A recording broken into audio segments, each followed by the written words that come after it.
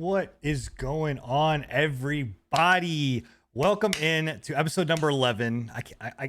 Every single time we do this, I swear to God, I'm just like blown away by the fact that we are already at that number, and we're now in double digits. We were at 10 before, now we're at 1-1, right? We know how to count. That's great. Next is gonna be 1-2. Seriously, it's 22 weeks, dude. It's nuts, man. It is absolutely crazy, and I can tell you that all of us are so excited to be here. Jam-packed episode today. A lot on the chopping block. I mean, there's been a lot of stuff that's kind of come out in the last 2 weeks, game-wise. Literally, I think for the first time in our show, we actually don't have Twitch news, which is kind of crazy. Like, it is crazy. Drama-free zone. It's all YouTube. Oh, absolutely will not be drama-free. Trust me, we will make sure of that. But in any case, we could not do this. Pre-patch podcast. Yes, no, I will not be on that show. We cannot do this or make this possible without our amazing hosts and my crew. My boys, my league team. Well, at least one of them is my league team. One man down here. Yeah. So, but of course, with me is Agent Scruffy, Billy the Squid, and Enigma. How are you guys doing tonight? Doing good. Yeah, man. Yeah. Good night. Absolutely. Yeah. And of course, chat. We couldn't do this without our chat, right? Our fans, our guys that are here and girls that are here every other Thursday watching us live, or the people that do listen to our VODs or watch us on YouTube. Again, !podcast, and every single channel. You will be able to get a link to our YouTube. Make sure that you go and click that subscribe button. We are getting closer and closer to our 100 subscriber mark. We need that, please, desperately. Gotta get that custom URL. Yeah, but if for anybody that is listening to VODs or anybody that is listening to the show after the fact, you can tune in live. We do this every other Thursday at 10 p.m. Eastern Standard, right on my channel, on Scruffy's channel, and on Bill's channel. And obviously, you can catch us on the pre-patch team channel as well. But you can come and actually participate live. At the end of this, at the end of every single show, we take 5 to 10 minutes to ask any kind of questions or answer any kind of questions that the chat may ask. But you guys get to have a one-on-one kind of participation and really get to be involved in the show. So if you want to participate, if that sounds something interesting to you, check us out live. Like I said, every other Thursday at 10 p.m. Eastern on one of our channels, and we would love to have you in chat. We have it up across every single screen, so we're able to moderate what's kind of going on. So with that being said, let's jump into the show, guys. Like I said, there's a lot on the docket. And literally just the past week and like a couple of days. So absolutely. Much just came out. Like literally just yesterday. Yeah, literally. Yeah, I was gonna say it was pretty much yesterday and today. Everything just decided to be like and just drop bombs on kind of the gaming world. We all see a lot of games dropping just because of the release of school and the kids getting out. But of course, we don't have to worry about that. You're considering being out of school for like 3 or 4 months. Yeah. Sure. COVID kind of, I think, could put a big kibosh on a lot of stuff. Also, too, I mean, we had a lot of stuff delayed. Cyberpunk would have already been released by now, or would have been right around the corner, if I'm not mistaken. Before that, but yeah. So I mean, there's a bunch of games that would have already been released, but obviously, again, 113 days and counting, boys. I have it marked down on a calendar, special calendar. Oh right there on my wall. Yep, I got it right there. Is that the one that is got the nude pictures of me? Because I thought I told you to put that away. You and Scruffy, bro. You and Scruffy's feet. I have that hidden away in a secret folder. No one's gonna find it. Well, there is one thing, kind of, since we're talking about calendars and we're talking about dates and all of this kind of stuff. I did want to take a real quick second, and we're gonna all sing happy birthday to Enigma and to also one of our longtime fans, Crovid. He's also a pre-patch team member. They are having their birthday tomorrow, so it is their birthday. And since we're not going to have the podcast tomorrow, this is a perfect time for us to sing happy birthday. So the three of us, I'm not ready for this. Well, too bad. He's leveling up in boomer years. Too bad. No, we're doing it. You don't get to say anything about it. So everybody in chat, you guys can sing along. You can say happy birthday if you'd like, but wish the oldest person on our show Happy birthday. You. That's literally you. Wait, yeah, that's you. I know it is, but I'm just you sound old. You're Yeah, you are. You're an old You are fart. an old man. Anyway, all right, you ready? 1, 2, 3. Happy birthday. Okay, we're done. No more. you. Stop. This is horrible. Just stop. No, we're not. He was yawning. No, we were off. it's just bad. This man. It's just Okay, bad. okay. The desync is atrocious. It's just bad. We tried. Happy birthday, bro. Happy birthday. We tried. So happy birthday to Crovid and happy birthday to Enigma. Yeah, that it was great. So anyway, yeah, that was about a good effort. good effort all across the board. It's okay. It's all right. They'll come back. As soon as Sin starts ranting, they'll be back. Yep. So getting back on topic to obviously the releases and things like that. I do want to talk about Terraria 1.4 because I just want to get that shit out of the way now. Because I don't want to hear about it for the rest. I don't want to. I don't want to hear about the rest of that. I don't want to hear about it for the rest of that fucking show, bro. So Scruffy, take your time. I'm gonna mute my mic. Go talk about Terraria 1.4.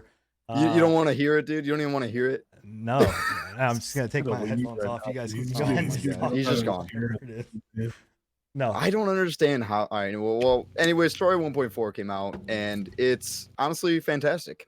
They added a whole bunch of new stuff, including like, don't give me that look. If you want to get into this, you're gonna get into this. Don't do that. I literally almost spit all over my monitor. Don't do that. But it's honestly a great update. It's one of the best updates I've had in a while. We've been waiting like 3 years for this update. Seriously, for it to come out, and honestly, they did an amazing job. They brought the game to life. They reworked a bunch of old content in the game. Bringing back new items and reworking old items to make them actually useful. And honestly, like I couldn't say it's any better. They did a great job. They added this new system where you can even put like pylons, and your NPCs have happiness now, like kind of like Stardew, like Stardew Valley and all those other NPC games that you have. So you actually like have to put them where they are, where they actually like to be like living and stuff. And it's really cool actually. And also Master Mode came out, which is the newest, hardest difficulty in Terraria, and it's kicking my ass. It's kicking a lot of people's ass. It's actually a pretty hard difficulty, I'd say. Is it more difficult solo than it is with a group? Because I'm assuming the game scales to group size. It does scale, but it still is harder solo because with a group you always, like any game, you have like people who can go specific roles, or like a tank, you can have somebody who's like taking all the DPS, the aggro, kiting them around and stuff. But and the fact that you basically have a revive system, and the fact that you can, like, if you have the scrolls, you can teleport back onto one of your teammates. I still have an issue with the game because they still don't have a fucking necromancer. Class. Yeah, well, they're not gonna have a necromancer class, sadly, in vanilla. They got the summoner, bro. That's as close as you're gonna get. It's not the same. You can still have the skeletons, bro. You can have the skeletons. This is so shit. Anything. Oh man, but I think they did a great job on it. I don't know. Have you played it at all, Bill? Or have you just watched it? I've just watched quite a bit of it. Yeah, they did a phenomenal job. The devs have always actually done great jobs with the updates since like 1.1 was their probably first like huge update. Up until like every other years they've come out with good content updates. And also they released T-Mod Loader, which is the easiest platform I've ever seen to install mods into a game, where you literally just have a mod browser in your main menu screen that you could just scroll through all of the mods. It doesn't get any easier than that, and they released that onto the Steam Workshop. That does sound really convenient. That's some like Minecraft level mod shit. Like, legit comparison to Minecraft, like the mod support for this game, you literally that one time that I played it, you guys were telling me just the mod load list. Yeah, I just had to go in and type it in and fucking click it while in the game, and it was like done.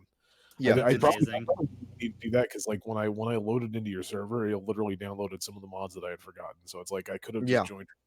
Yeah, I wasn't sure if you had to do that or not, and the fact that they have that even is just 10 times better. It totally opens up for like players who you don't really know how to mod games to be able to mod them, especially coming to Steam Workshop. Like it's just super accessible. Godsend's getting, Okay, so- getting crazy over there. Hey, this is What the longest my- I've ever gone without talking on this show. This is What I would like to know, and what I'm sure my chat would like to know is, did they do anything with the old bosses? Did they add new bosses? Because we love our bosses. So Oh, yeah, for sure. What's going on with those? Well, they didn't add any really new mechanics with the core existing bosses. Though they did make it so you can't cheese them as easily. There was a couple cheesy strats you could do. Say, like the beginning of the game with the King Slime, the very first boss you ever fight, you could literally just like rope up into the sky and he'll just jump below you the entire time and you won't get touched. Now they fixed that, so he will teleport on your ass and destroy you. Very And nice. the final boss, being the Moon Lord, would have this like laser that would like pan all the way around. Before, you could just hide under some blocks and it wouldn't pierce the blocks, but now it goes through anything and destroys you instantly. It's almost a one shot sometimes, especially in master mode. Very cool. Very cool. Yeah. So I'm glad they did that because I'm all about the challenge. I'm not about the cheese. Like I'll take the cheese sometimes Hell if it's yeah. there, but I like being challenged like that. And they did add 2 new bosses actually to the hollow biome, which is like the sparkly rainbow fun biome, which is terrible and kills you every time. It which- is anything but what it looks like. it literally is. They added a new counterpart kind of boss to the King Slime. It's now the Queen Slime, and she is honestly a bullet hell. Both the new bosses are actually bullet hells. She'll spawn these little slimes that literally shoot like sprays of slimes at you, and you have to dodge it all and everything. And she flies and kicks your butt. But the newest, the hardest boss that they've probably added is actually I don't know her name because I only fought her once, but she's this fairy type boss, pretty much like a prismite fairy or something. And she's definitely a bullet hell. And they added this new mechanic to where you actually, if you fight her in day, you get special drops like rare loot and stuff. But Ooh. if you fight her in day, it's known as her enraged state. So she one-shots you with anything. Like anything's a one-shot. Any mode, it's just a one-shot.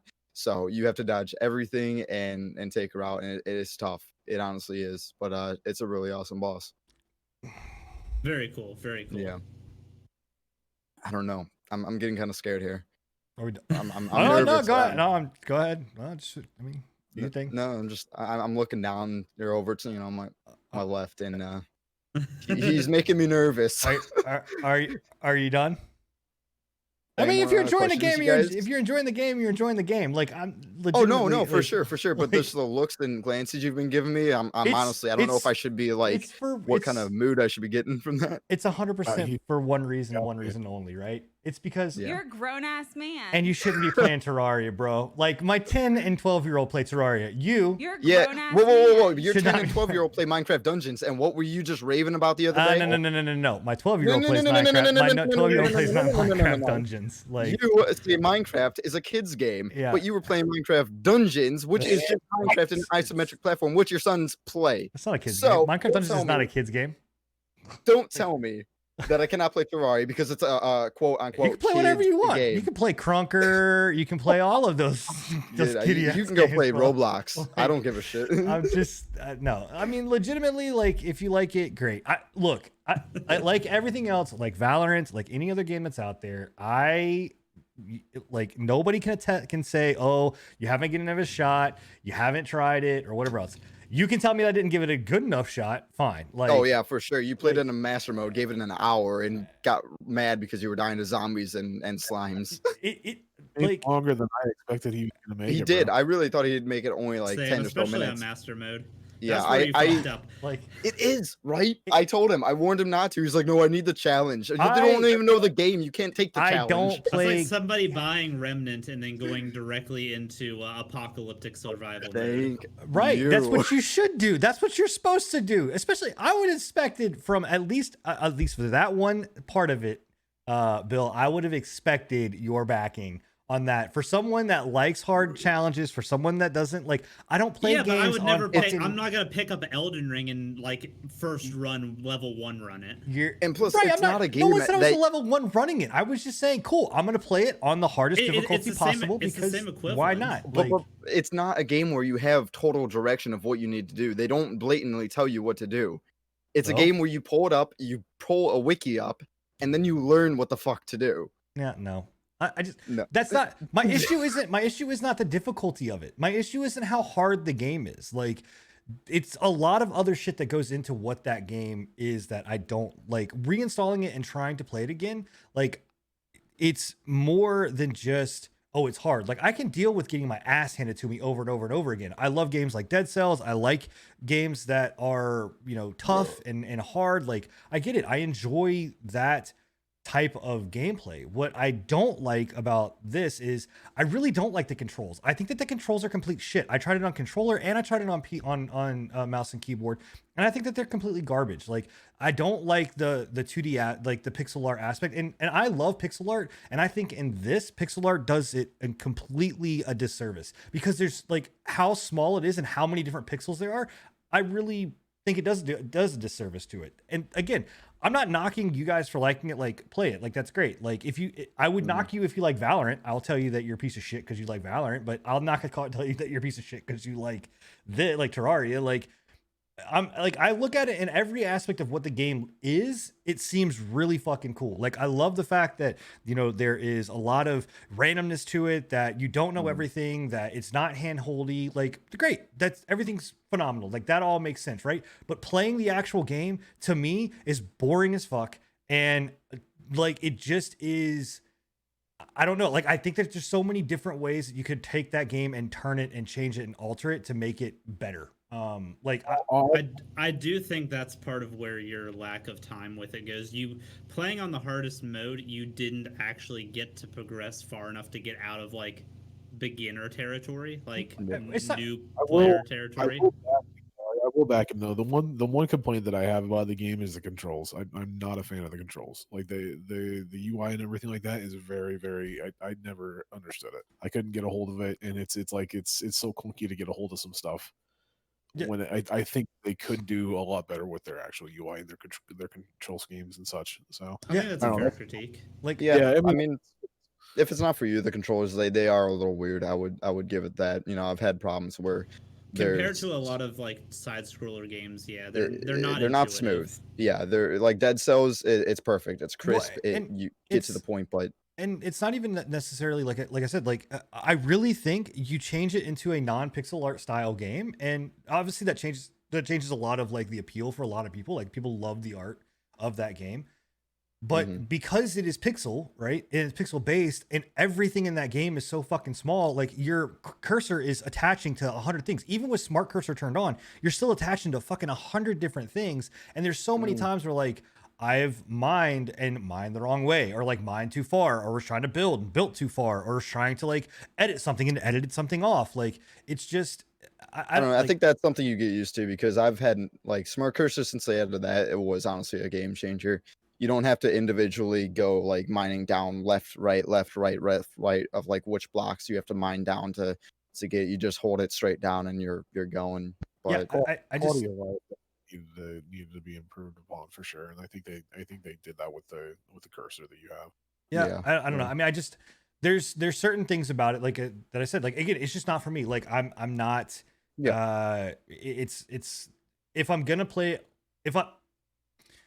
I would rather play Minecraft than to play this. Like, I would rather, like, I know that they're still in a very kind of, they are in the same realm in a little bit, right? But their Venn diagram, they are, but like it's barely right. I know that like Terraria is a lot deeper. Like, I understand it. Like, but what I'm saying is that if you break it down to, you know, the building, the survival, like where that Venn diagram crosses and, you know, they come together, like, I would rather lean into Minecraft than I would lean into this, because. But it's purely because it's a first person like I think game. I think a lot of like again, maybe if the controls were completely different, I would jump back. I would try to jump back What's into the it. control rebinding like? Is it just like the feel of it? Is it like floaty or I- stuff, I or did- is it just the way that they've got It's them the set way up? that they've got it set up. It's literally nothing. There's nothing you could do it unless you were to completely change like the style of the art style of that game. Like you can't get around what my complaint is without changing the art style and fundamentally changing what Terraria is. With Gotcha. it. I mean, I So- respect it. I don't see it, but like I respect your right. And opinion from again, why I'm you not. don't like it. I'm not. I would never sit here and say like I'll pick fun and tell you like like you're a grown ass man, all that kind of stuff. Like, Yeah. but looking at it like and watching my kids play it, I get it, man. I could be like, dude, this is a fucking like has a lot of depth. There's a lot of cool shit that Mhm. you can do here or whatever else. I can't get past it, man. Like I have tried on numerous occasions, and the controls is just something that I will never be able to get past. It's just the same thing like with Gorgon. Like, Enigma cannot get past like the feel of that game. This is something where I can say, okay, cool, I understand it. Like I can't get past the feel of Terraria. Like I can't. Like That's Yeah. me with The Witcher, if so- I'm being real with you. Yeah, Yeah. same here. If I would Shut have your, you unleashed the shut your Enigma, mouth up. Oh my God. Oh no! You shut your mouth about the goddamn savior, sir. Whoa, whoa, whoa, whoa! Christ. He's going into some BDO rage right now. I don't know what this is. I haven't heard this. Oh shit! I fucked something up. I fucked something up, boys. No. Oh no! Oh, Oh There we no! go. We're back. Well done. Don't use my VOD for the for the YouTube. Yeah, no, that's like my biggest thing with it is like the biggest complaint that I have with it is just their control scheme, and I'm with you. I just don't think that it's something that you have to get past with fundamentally with the game in order. Yeah. Like I can play it, and I played it with Scruffy and Crovid for quite a while, but Mhm. like I was struggling the entire time we were playing it. Like it Yeah. just wasn't working out for me. I can 100% tell you that like the early game on to it almost is like a really slow on process because you don't have until you hit that first boss, and then Yeah. everything changes. That was the moment that the whole tone of the game changed. I was like, okay, yeah, this is cool. It's pretty neat. And then you unlock that first boss, and you're like, On exactly. what the And then, fuck is when- that? when I am I- not prepared. when I joined you guys and was playing it, like you guys were already so far in that it was Right. like, okay, we can just throw gear at you. So like if Exactly. it was me and I was starting from like scratch with you guys, I probably would have the same reaction, honestly. Like Yeah. straight up, I put on like fuck this game. Because you don't start off with like any Start out double with jump. shit. You You don't don't start do off with nothing. rocket boots, wings, dashes, none of that. Well, which that- just honestly, That's my other complaint with it too, is that even just in starting out, like when we started that and I invited people in, like all of a sudden people started joining in and like they're all their custom characters, which I had to be like, get out. Like you're not Yeah, like, I don't want that's you in here. something Right. that I always tell people. Like if then they're joining, make a new character. We're doing this like legit, no cheats or anything. But honestly. but still then like with everybody joining in and starting base, like literally I'm over here trying to mine and do stuff and like try to explore, and I'm already seeing like people are like, oh, here, have this wand, oh, here, take this, oh, here, and I'm like, how the like, okay, you're like, the allure of why I'm trying to play this is so that I can explore it and kind of find it on my own, and by you guys Yeah, Did just- you have well, any I'm solo gonna playtime say- with it? yeah, I tried my own solo stuff. I'm gonna say the reason that everyone was doing that is because it was master mode, and Oh, we know yeah. you were new and you were gonna get your ass kicked if you didn't have that stuff. Yeah, I mean it, I get it, like, but it's we, just, we have friends that kind of do that too. Whenever we start off a new game and they've been playing it for a while, they'll kind of Yeah. like get a little too handholdy. Like, Yeah. let me know how to do the thing, but don't do it for me. I mean, Yeah. so I mean, again, I don't want to spend any more time talking about Terraria, but I mean, we can. Fair But enough. I mean, it's just Well, fuck you, Sin. No, Scruff. What are but you gonna no, be doing I'm- next I'm- to yeah, Terraria? have fun about it. I Like, just got into hard mode with a melee only run too. Like it was a challenge, honestly, beating the wall of flesh with melee only. It took me a while to get it down. Watched you last night play it. Oh my It was- God. it was Hell crazy. yeah, Did dude. you finally Yeah. beat it last night? I did. I pulled out the Star Fury and just inched it down inch by inch and by inch, just running across that highway of hell. Cheated then, huh? You didn't. It wasn't. Hell really yeah. It wasn't melee. Nope. Star Fury is a melee weapon. I don't care if it launches a star down from the it sky. launched a Star down from the sky. You didn't actually hit it with a melee bullshit. No. I did. But uh, it was so hard to get close to that thing. but I mean, that I will say I do like that, where it is the strats that you have to run to be able to, do things. Like I think that's a cool. cool aspect of it is like, you know, building an arena like to fight one of these bosses, like there's different ways of defeating something. I think adds a lot of cool stuff to it. So hey, look, you know, to each his own. You know, if you like Terraria, have at it, you know. Yeah. Teacher's zone. Yep. So I dig it. one of the things that I also wanted to talk about was League of Legends, and the way that we're gonna transition this is because of fucking Terraria, we have lost our jungler. So me and Enigma are we're very, very lonely when it comes to bot lane and League. But why I wanted to bring up League was actually just in response to you know, Volibear coming out, and they're launching new stuff, and I wanted to spend some time because Enigma actually has just gotten back into League, and I kind of want to figure out, like, talk to you a little bit about what. Okay, and Bill has as well. I swear, I think Bill. It's his hidden secret, man. It's like his little secret in the closet. You will never see him stream League of Legends. I have said it. Yeah, I swear to God, he's like, I'm not like, no, I'm not gonna stream League of Legends. I refuse to. Is his side hoe. Yeah. Honestly. But speaking of which, are we playing tonight? I play. Excuse me, Volibear just launched. Yes, and I bought 3 new skins, so I need to try them out. But well, we will be playing. No, Scruffy will not. Scruffy will be mining something in that kitty ass game that he plays. So okay, now but, you go get your ass beat in bot lane. Okay. Let's compare. Let's go look at numbers, bro. So anyway, what I wanted to kind of figure out is just you know, coming into the game now, and you know, with it being known as being so salty and kind of it being an older game, like what is drawing you to League, and kind of why are you enjoying it as much as you are? Me personally? Yeah, you. Yeah, no, I mean, I like we've talked about it multiple times on the podcast over the episodes that, you know, I recognize that Riot and League of Legends have a reputation of being like one of the most toxic communities in gaming right now, right? It's them and it's CS:GO, and we've talked about it prior with the whole Valorant thing, right? I got burned really bad with League of Legends when I first started playing it, and that was why I was so hesitant with coming back into it. I mean, you guys know for a fact that I was hesitant. I downloaded League of Legends like a month prior to me even starting playing it, and I was just like, you guys would be like, "Hey, you want to come play?" And I'm like, no, not really.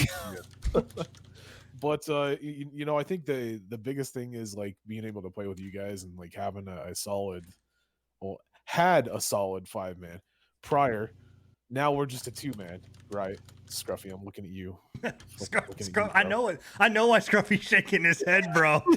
throwing shade at Scruffy right now, but you know, having that extra person just to kind of be in lane with you and kind of share in the salt, I guess. It makes it a little bit better, a little bit more bearable, in my opinion, at least. Yeah. That's my biggest thing. And you know, I'm enjoying the you know, the pick for the character that I came up with. Like, Yuumi is an easy fucking character. I asked you guys straight from the start, what is the character that I can do the least amount of bullshit with and still win? And you guys are like, Yuumi, bro. Yeah, right. Just latch onto somebody and go. That's it. She is.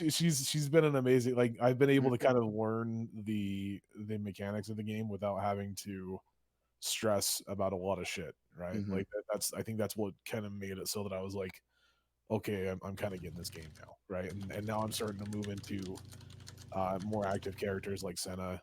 I want to pick up Nautilus. I want to pick up Volibear. So I think that's the biggest thing, is just having like somebody there to kind of share in the salt and be able to have that experience with has been kind of nice. It hasn't been just me going in solo. Well, I think a lot of it too, just you know, the thing that I'll tell you, that I'll say to any new League player is, I think doing what kind of Enigma did is picking a character that is a little bit easier to learn and then kind of going into it. But also too, like, so I started off, I've played League forever. God, I've played League forever.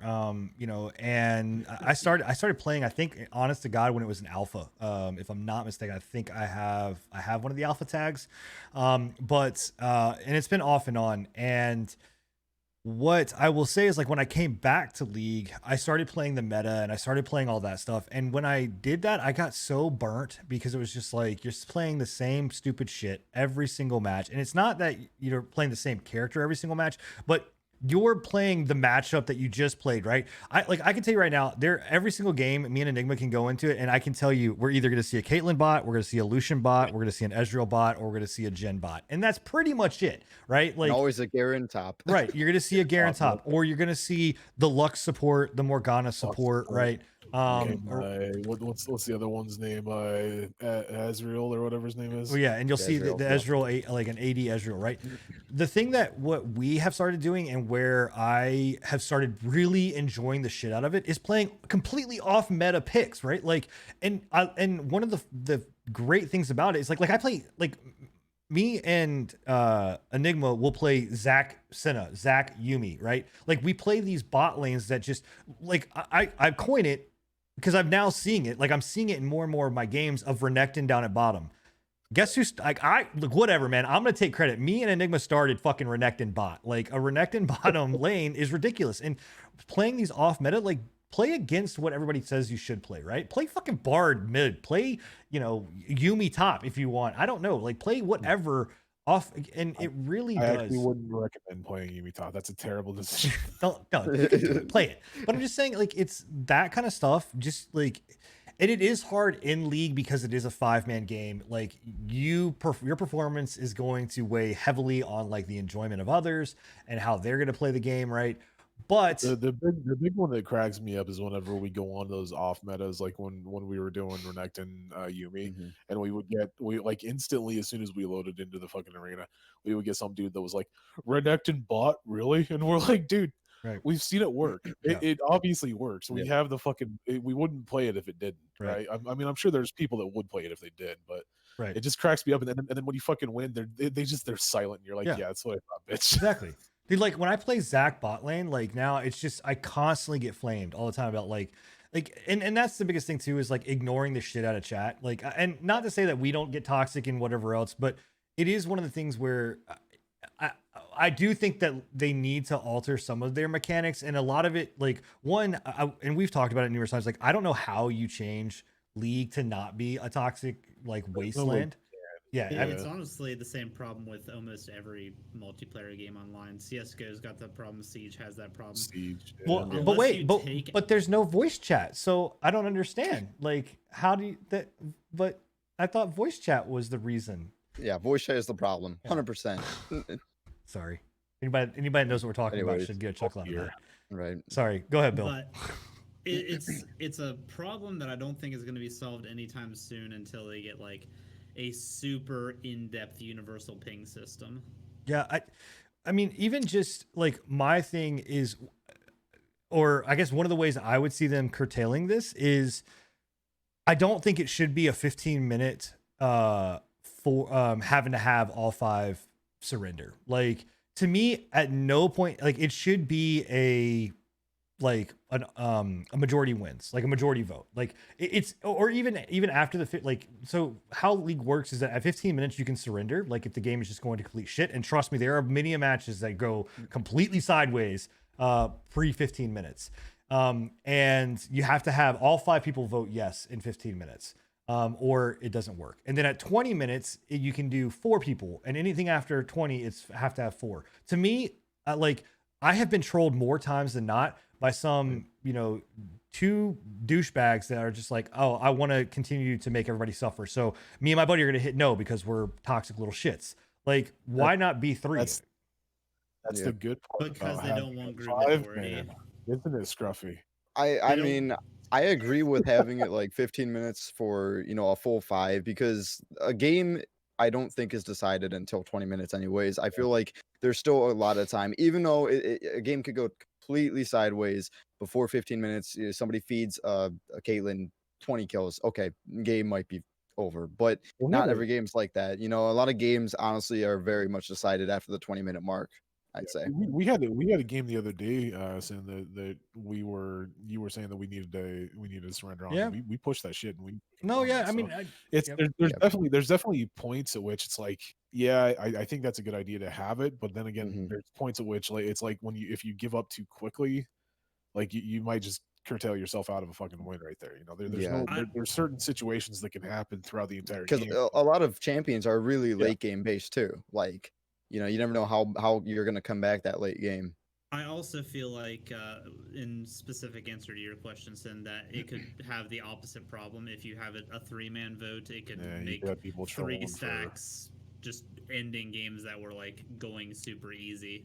Yeah. Yeah, And then, I don't know. yeah, I just, deranking. to me, I more times than not, like when You I like my thing about it is that more times than not, I see a game like the 15-minute mark. Yeah, sure. I think all five's fine. Like needing all 5 votes, whatever.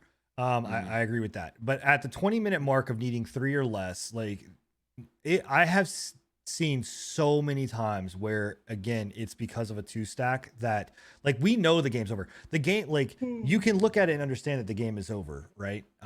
But it's because of one other person thinks, and 9 times out of 10 it's usually that solo light, right? And it's either the mid or the fucking top lane that's like, oh, I can bring it back. No, Jungle bro, you top, can't. yeah. Like you can't bring this back. Like I get it, but our jungle has fed every single like lane. Our dragons are down, right? We've dropped 4 kills down bot. Like for whatever reason something has happened, and it should be. I just, and I mean the chat. It sucks. I mean, I think it'd just be a lot more detrimental if it was the other way around, though. Yeah, would honestly. you rather have somebody holding a game hostage, or would you rather have somebody like 3-man's constantly like troll surrendering and quitting out games Yeah. that are easy wins? I Like, honestly think which would their be the biggest- least Go Go ahead. ahead. which would be the least fun experience?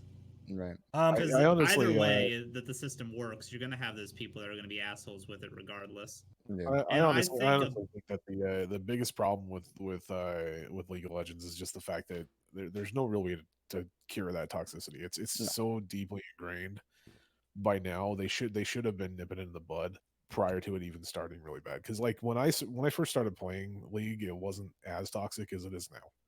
Oh, Like, it's back I think when it first released. But when you first started playing, back when it first released, it was actually nice. You would go in, people would be like, "Hey, what's up?" If you I don't feel know like that was a lot of games, though. I mean, it is a lot of games. It is. know. And the problem is that League Riot hasn't actually like tried to curtail it. They haven't tried to, they've just embraced it. Yeah, we're a toxic fucking community. Okay, right. well, it's Sorry. it's greatly I think part affecting of the their. problem. Go ahead. All right, so it's greatly affecting their community in general. Not just, I think, a lot of it is, and I mean the relationship that we can make, and we said there's no Twitch news, but maybe there's no news, but we can still kind of relate it back into it. It's the same thing with Twitch, right? It's like we're gonna take a stand, we're gonna do something, and then we get Bambi over here. So it's I don't think that like. Riot has said numerous times, like they're going to try to change this. We want to make a stand up and, and change and do something different. Right. And season 10 comes out, which is when they were supposed to do all this. And everyone's like, what are you doing? Right. Like legitimately yesterday for no reason at all. Like I said, like we lost the game and I was like, hey, good game. And it was a great game. In fact, it was the game that, Enigma, you were watching where, it was like a 42-minute game and it was a great game back and forth, man. I mean, it was just a lot of back and forth. I said, GG to the other team, even though we lost, and my top laner just started dropping the N-bomb all over the place to me. And I'm just like, what the fuck, dude? And the problem is, it's like, I can ban that account. Like I can report that and yeah, he'll probably get banned, but he's just going to create a new account and come right back. Like, so it just, I don't know, man. Like it sucks because a lot of pros and a lot of people are just like, you need to do something about this because this is not okay. Like, whether and on the flip side though, a lot of pros and a lot of like big streamers actually curtail. They are not curtail. They actually like they cause it, feed into it. Oh too. yeah. You look at Tyler One, like big time. yeah. That's the other big problem is it's like we're rewarding this kind of toxicity. It's like, no, we shouldn't be pushing out there that same kind of toxicity as we want. We don't want that toxicity. We want a decent community. Right. What would you say would be?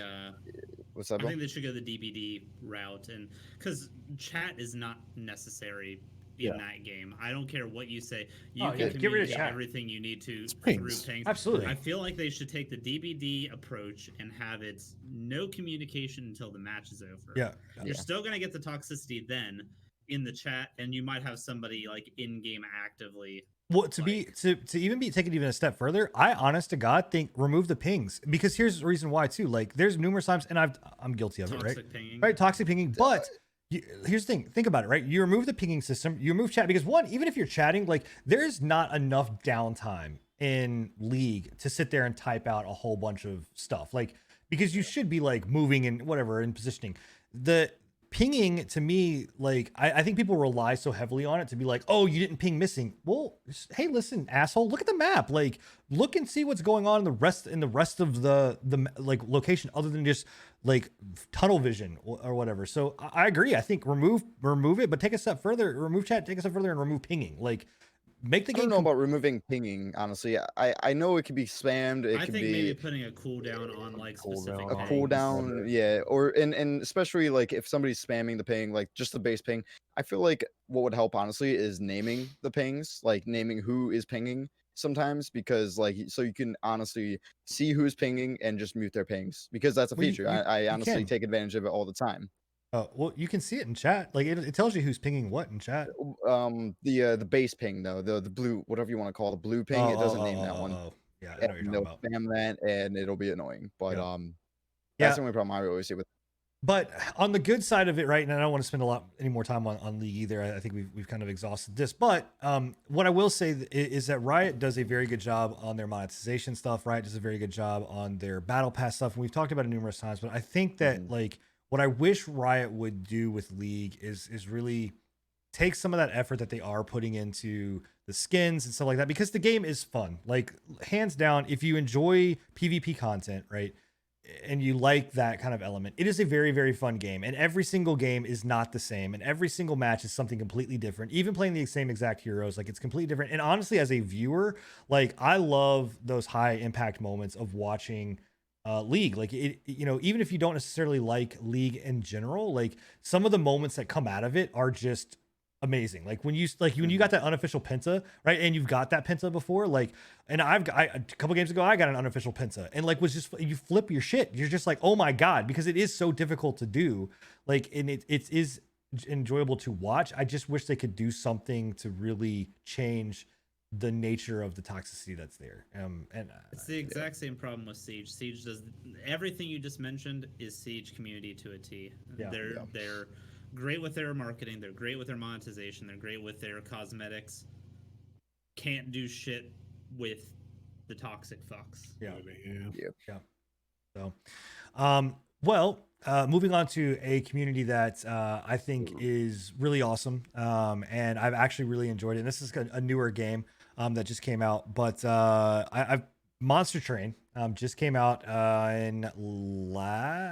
think it was Tuesday. Tuesday. Have you? I know some of you guys have watched me play Monster Train, but have any of you guys like actually looked at like what it is or seen anything else about it?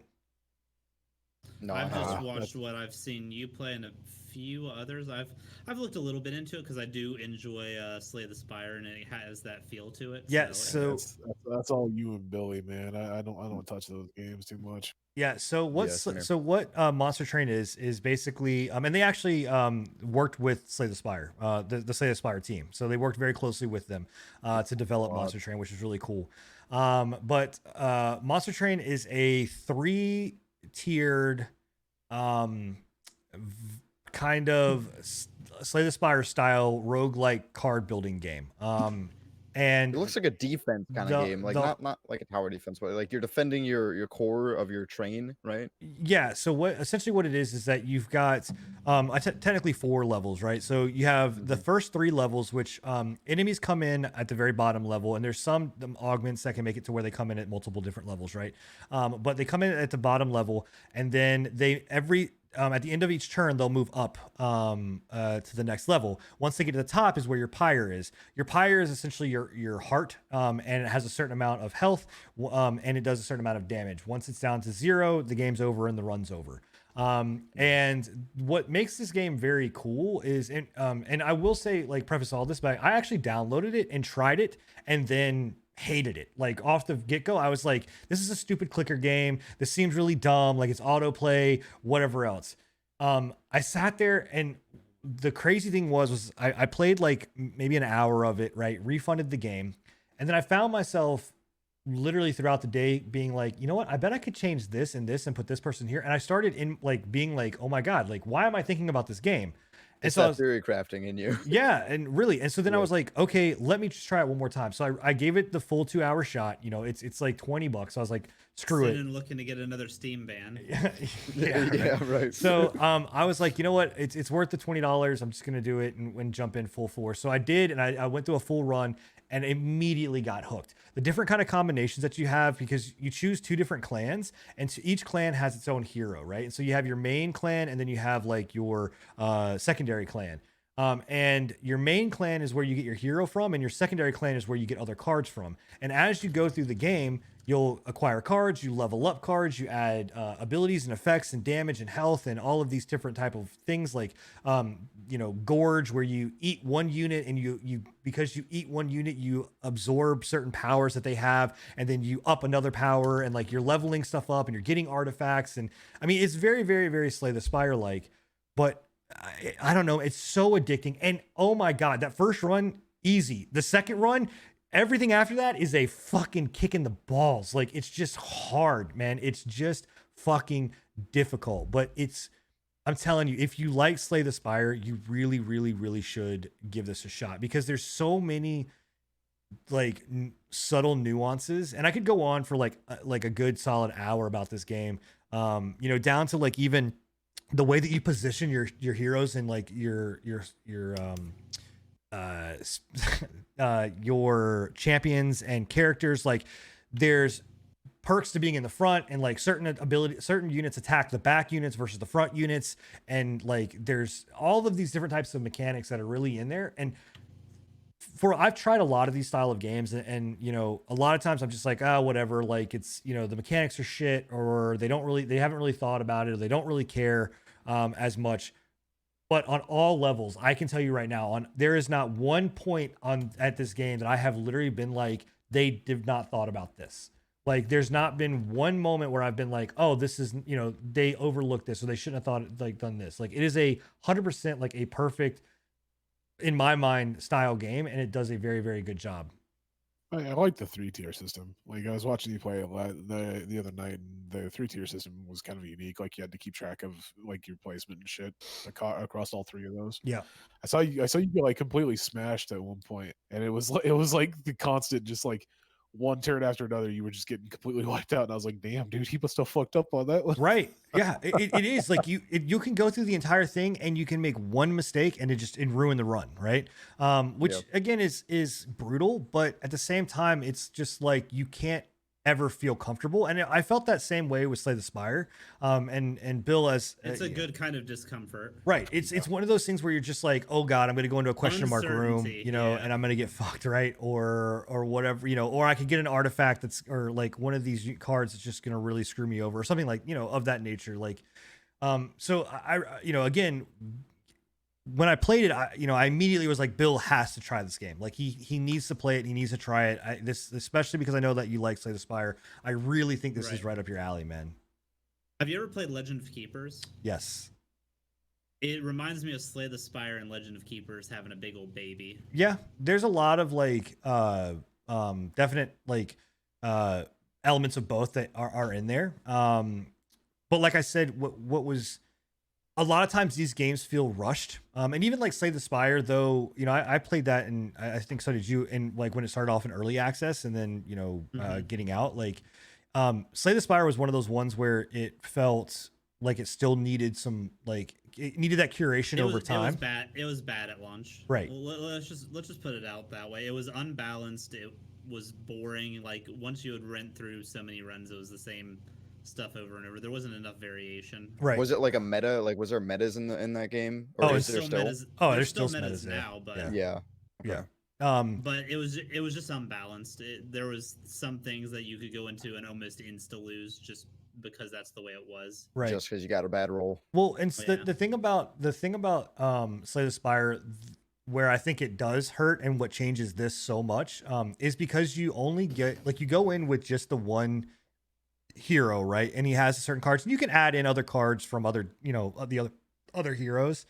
The difference was that at a certain point you could understand and predict like or see like, okay, cool, this is going to be this person, right? So I need to build this way. This person, like, I'm going to go up against this boss, so I need to go this, right? And the difference here in Monster Train is that they completely randomize like the effects that are going to happen with bosses, what they add into like their units. Like there was one that like, okay, each boss will have a certain mechanic that they do, but the like affixes and like the enchants and all of these things that they add to the characters will be completely different. So for one, this one guy like adds a bomb at every single level what he goes to, right? But that bomb, like, it will explode on the very first turn. It has quick, so it's going to explode immediately and does 10 damage to everything. One of the affixes was it had a spell shield, so I have to now hit it once and hit it again to kill it, right? It only has 1 health. And it had double attack, which means it's going to explode and hit the first person for 10 and then hit again for 10, right? Then there was another one that did that and it had sweep, so it hit all my units for 10. So kind of like the remnants. Yes. Remnants Yeah. So boss. So you have to account for this sort of stuff now too. right, you don't know what you're going up against, so you kind of have to like really be mindful of like, I need to try to make the most. I don't know if I like that or not. I'm telling you, once you do it a couple times, like you really do, it will like I'm all it'll for fuck you randomness, over. but Like I'm thinking back to remnant runs where I've lost simply because a pairing of a boss and a enchant was like unbeatable. I'm thinking specifically The bandit dude. Barbus and the every Huge time you animal. take damage you stagger. Yeah. yeah. Oh yeah. So Literally. the thing about what I'll say about it is that through the numerous hours I've put into it, I've yet to go where I've gotten beat, even with those kind of mechanics, and felt like my deck, I didn't build my deck properly, or I just couldn't have built my deck any better. Like it was a situation where I either A, misplaced, or I got out, I was not drawing the cards that I needed.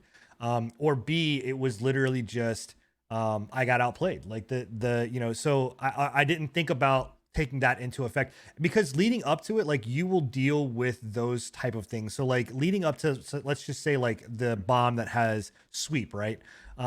You'll lead up to that with characters that will have sweep on it. So like, okay, I need to prepare for sweep. Like I need to have something in my deck that's preparing for that. Like that makes me feel a little better. I thought it was like completely random, but if they're like slow dripping, like what you're gonna expect in the boss throughout the stage, that completely changes things. Yeah, I mean that makes it completely okay. Yeah, now you can I love prepare that for it. idea. Right. Now. Yeah, I mean That's it's not like you're gonna go in there and be like, okay, shit, I don't know what, like, these guys, I was expecting to have, double attack, and now these guys have sweep, or I was expecting to have slow, and now these guys are quick, right?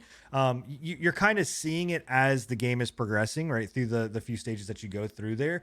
And even in any case, like, what I'll say is, like, when you become better at the game, you start to build your deck to be able to control all of those kind of situations in any case, right? Like you've built to have a blocker up front. You've built to make sure that you can spell shield here. So it really doesn't, it sounds like it's bad, but it's really not. Like it. I got a question, Yeah. because I haven't actually had a chance to like watch too much of the game. Is it the game where, like, so you go through multiple runs, and each run that you get further and stuff, do you unlock more Yes. options for next runs? Mhm. So you do get that? Yeah. So you Okay, unlock, that's cool. you are only allocated to 2 clans at the very beginning. And then you have to play you have to do a certain amount of things to get the next clan, and a certain amount of things to get the next clan. And then as you also play with those, you're unlocking cards, you're unlocking artifacts, you're unlocking things that will help, very roguelike. Like, I mean, it is a roguelike card-based game. So yes, you are unlocking other things too, with it. And there's also PvP, there's multiplayer, which is really cool. I haven't had a chance to actually play it, but I've watched people do it. Is it live, and like live PvP, or is it like your cards up against other people's like cards? No, it's live. I mean, it will. Oh, it's well, live. I mean, it's like you're placing all on the same pyre, right? Like, so you're essentially Yeah. each person is just basically trying to get to the pyre to deal damage. Like that's how that works. Okay, cool. So the PvP element is really cool. The only thing I'll say about this game that is bad is I think the name is bad. I think they really did themselves a disservice with the fucking name. Like, Yeah, have you tried Mike Wazowski yet? Mike Wazowski? Mike Wazowski. It's a Monsters Yeah, Inc. I know what Monsters Inc. is. Oh my god. He's my favorite monster. Yeah, so I think the naming of the game does not do it justice. Like, It sounds like a 70s rock band. yeah, It I don't know. does. It was very, like, I get it because the whole aesthetic is that it's a train, right? But at the Full of same time, monsters. like, yeah, it's full of monsters. Is the train full of monsters, or is the train a monster? No, the train is is it full of both? monsters. Now we're thinking here. Now we're getting Yeah. deep, boys. So I don't know. I think it's cool. I definitely Humanity is the anybody real anybody monster. that is a card fan, anybody that is a board game fan, anybody that is a roguelike fan, I really recommend giving this a shot. It's $20, 100% worth every penny of it. If you like Slay the Spire, I think that you will absolutely love this and will play this more than what you would play with. And what's the Slay price point on this game? $20. You just 20 said. bucks. $20. That's a solid price. Yep. Like, That's what it's- honestly these games need to be priced at. Yep. In passing, speaking of the side scroller games, you guys hear that Darkest Dungeons released their multiplayer, their PvP multipliers. Oh, Did no, I they? didn't. They really? I can't No? remember if they released it or if they announced it, but yeah, they're. I know they've they're announced it. How's multiplayer. how's that work? How's it gonna work? No, it's live. As far as I know, it's live, and it's just it's like two people going up against each other, just like the normal monsters would be. Do you build an army? Like, I mean, It seems it's like it before just the go award. by pretty Just like- fast. Just like Oh. the normal one, you just build a team. It's like it's basically like doing your team against another person's team. So I'd be interested to just see. I was like it's kind of a same style game at least. So Yeah, Wow. that's kind of cool. Yeah, no, I mean, I thought it was cool that they had Iritus, right? That was you played the bad faction, the bad side. vice versa. Yeah, and then you have I need, the dead. I need to get into that, and play it more. It was actually a fun game. It's just they didn't have too much in it when I played it. Yeah, well, aren't they If- doing Darkest If Dungeon 2? Buff the Leper isn't viable, I don't want to play it. I Yeah. could never sink my teeth into Darkest Dungeon. I tried several times, but I never could get myself just to like enjoy it. I've tried I- to. I spent way too many hours on I it. started for the narrator's voice. I stayed for the butt pucker. Yeah, well, to me, I think the element that made the game unenjoyable for was The controls. No, I don't give a shit about. I'm the controls. kidding. Was the whole like the dark like part of it where like you had to, I don't know, like the whole paranoia system or whatever the fuck that was, like at a certain Sanity point system? at a certain point it was just like, oh my god, like no Right. matter what I do, I cannot combat this stupid sanity because my shit's getting dark and like these characters are casting stuff and like all of my characters are a bunch of pussies and they won't go and fight and they won't go do their shit. Like, bro, you are a knight. Yeah. Like, After a sack up. while, you learn to deal with the stress and stuff. So it's not terrible, but yeah, you learn to deal with it over time. Yeah. The biggest learning curve in that game is all of the curios. Like, Yeah. there's curios in the game that will solve your stress issue if you just know how to interact with them. Yeah. What exactly is a curio? Like the little interactables, like you can walk across like an Iron Maiden, and if you have bandages, you can grab stuff Oh, out without causing okay. yourself to bleed and get stuff. Or you can walk past a fountain that's corrupted, and if you have holy water, you can. Uncorrupt it and Yeah, it for uncorrupted. replenish. Something Exactly. stuff you'll learn throughout playing more of it. The one thing I Yeah, thought was exactly. cool about that game was that I love that they added the ability to add in your own characters. Like you could because like I would watch Admiral Baru play it, and dude, he had Okay. all like Admiral Baru characters and stuff. It was really cool. Well, and Does that go through the modding for that workshop?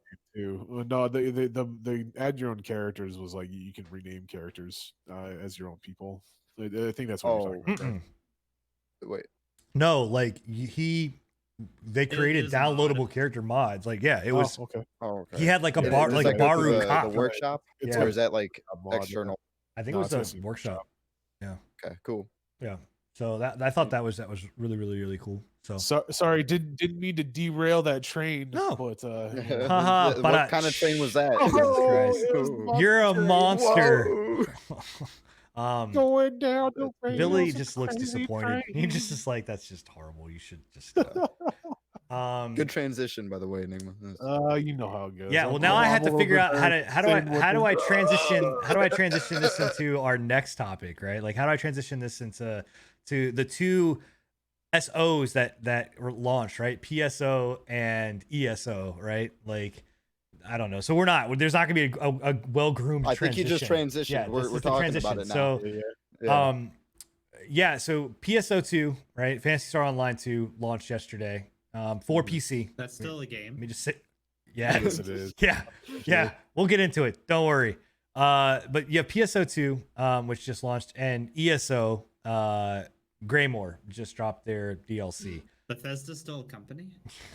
Well, this is It just ZeniMax. works, bro. It's just- Zoff. Yeah, this is, ZeniMax Online Entertainment Yeah. or whatever it is. So Yeah. fucking, it's a different company. yeah, it's based not. in It's the not same Bethesda. area. Bethesda's just a publisher. So,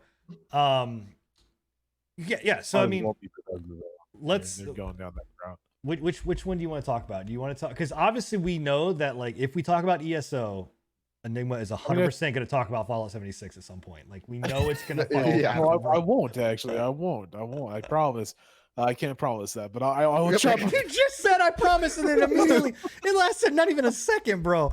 Wow. I think let's go with the ESO first, because I think me and you have pretty similar opinions. Like I don't not like it. I think they had some issues with it prior, but I think it's going down the correct route, and then we can go down the PSO2 Yeah. debacle or whatever you want to call it. Yeah. So It's too strong. what? Yeah. I mean, I've been talking for like the last, like, I don't know, hour. How long has the show been going on? For 30 minutes, because the first 30 minutes was boring ass. Yeah, you took a Terraria. break in Terraria. It's So Terraria, You're good to talk now. Yeah. Enigma, let's. I mean, what's your? Yeah. I mean, I would love. What's your feeling on it? Like, talk about Greymore, because you're the ESO. my very small time being able to play it, like like I said, I think we have the same kind of general opinion of it. It's got some issues that they came out with, like they've had some issues, they've had some bugs, they've had everything of that sort. Their servers have been just getting jam packed with people, so it's been making actually playing the game almost nigh impossible, because of the amount of lag between being able to click a button and actually seeing your ability go off. But generally, I think that from what I've heard from the community and from what I've played so far, the content's there. Like the Skyrim and the general storyline behind the entire Greymore update is spot fucking on. Like the vampire update that they did, the revamp to the vampire class that they did, spot on. Everybody's loving it. Skyrim is looking good. You know, if you're looking for a nostalgia trip back to Skyrim, this is like Skyrim pre-Skyrim. It doesn't have some of the cities and such, but if you want to go back and do the whole nostalgia trip, there is everything that you need there from Skyrim. It's just in a new nutshell. Basically, I've heard a lot of people saying basically that Bethesda once again has resold Skyrim, just they've made it better. Ooh, They're good at that. Skyrim. They've They're good at resold that. Skyrim with a new fucking content patch on it. You know, it's now Yeah. all about fucking vampires instead of about, you know, Dragonborn and Fusro Da, motherfucker, right? What exactly have they done to change the vampires and revamp them? So They did a lot. vampires prior, Ha! That was yeah, a they've lot. done a lot. The vampires prior, I think it would be better for you to ask me what haven't they changed on the vampires. Yeah, go for it. So basically, prior to this update, vampires were kind of always felt like kind of a sidelong, you know, idea. They Mhm. had some nice abilities, but they didn't really synergize well with anything. So there wasn't any real reason to go with them, other than if you wanted like a Magicka build of some sort, which is like a mana user, you know, because Right. they had certain abilities and certain passives that helped with mana usage and spell damage and everything like that. So you couldn't really combine like a melee character with a vampire as well as like a magic build. You could combine them with a melee character with them, but it didn't synergize well, right? Right. Like Yeah. Vampire was built entirely to be a Magicka based, and then if you wanted to do stamina melee, you went werewolf, right? Okay. So basically, everything they've done, they've redone in the entire skill line. They've redone the skills. They've made them flashier. They've made them cooler. They've made them hit harder. They brought in when Skyrim brought in like their big vampire. I was gonna ask how it Edition. compares to the Vampire. Yeah, Lore that's DLC what for I'm getting to. Skyrim. When Skyrim brought in the new vampire edition that they had, it completely redid their vampires as well, right? Like Mhm. it gave them an entire transformation. The same thing with ESO. They didn't have like the vampire transition previously to that, and so now their ultimate is now a full vampire transition. You can go into like this big old Hulk and Nosferatu looking fucker, That's cool. you know, and he's like the tank, or you can morph it into an ability that you morph into like this more agile vampire that does this AoE of bats around you that does a shit ton of damage. So they've completely rehauled the vampire skill line. They've made the skills more useful. They've kind of rehauled it to where it looks better. They've given you some passives that are a lot better off with synergizing on certain abilities and such. It's a lot. They've done a lot, and it's impressive. Yeah, I mean they finally, again, I'm not like the connoisseur of ESO. It's not like I've sat here and played and understand every single little bit about it, but the stuff that I have watched or whatever, they finally made vampires feel like how vampires should feel. And actually, one of the big things about it too was making vampires, like making that feeling when you're in a world like in the city, right? Because I think a lot of things too, like if you just look at MMOs in general, like one of the things that ESO does so well, and where other games like WoW and stuff like that just don't, like if in WoW I'm a Death Knight, dude, and I'm rolling around and I got all these ghouls, all this stuff, all this crap going on. Like if I roll up into a town, legitimately that town should probably not exactly be okay with me, right? Not just because I'm Horde or Alliance, but like there's literally like there should be some kind of like fear system. I don't know, like some kind of social economical system that goes into it. And ESO does a very good job. Like with Necromancer, it's literally right on there when you pick a Necromancer that says, if you do this shit inside of a town or some of the stuff that you do, if you show off that you're a Necromancer, you're immediately going to be like feared and shunned and could be hunted and like all this stuff. So like they add that into it, which makes the world feel very, very living. That's cool. I do like that that's something that they added, because in like the single player games, Necros have always been like the biggest of the taboos as far as magic goes. Yeah. That's one thing that I'm not a big fan of. Like we go back to my infatuation with fucking Necromancers, and that they have to be a very specific way, right? Like Sin already knows this. Scruffy already knows this. If it's not a fucking Necromancer like in Diablo 2, it's not a Necromancer in my opinion. Right? Skellies, yeah, if you're legitimately not able to summon at least a sum total of 50 skeletons, fuck it. Could you imagine trying to summon 50 skeletons in a goddamn MMO? Like, get the fuck out of here, bro. Jesus Christ. So high. We complain about desync issues in the game, and this dude's got 2 skeletons. You're thinking about 50 skeletons. Okay. It's because I've been spoiled with Diablo 2 skeleton, right? Yeah, okay. Necromancer. And there hasn't been a game that has done it better since, right? Like they've always been close. Last Epoch. Hello. The Epoch is definitely one that I'm looking forward to, because that is they're going down that route, right? But like I don't call the ESO Necromancer a Necromancer, it's a Turretmancer, right? They summon a fucking undead being, and it does whatever it's going to do, and then it's gone. I'm pretty sure that in the dictionary it does not say that a Necromancer needs to summon 50 you plus. Shut your whore mouth and okay, well, I'm just saying. I'm just saying. I do dislike the fact that it's not a permanent. Yeah, there is no permanent summons. And that's the biggest thing that I'm like, why? That's the whole thing of the Necromancer, and the way. Yeah, the way that they get away with it is they say, oh well, in Skyrim lore, we're this far into back in the past in Skyrim or in Elder Scrolls lore. Necromancy isn't a fully studied skill line, right? They're just kind of dabbling in it, so it's not a perfect magic. So same thing with Daedra summoning. Yeah, and see the Daedra summoning, they have a shit ton of pets with Daedra summoning. So yeah. it's just weird. It's like they've taken the Necromancer and created it as more of a like I said, it's more of a Turretmancer.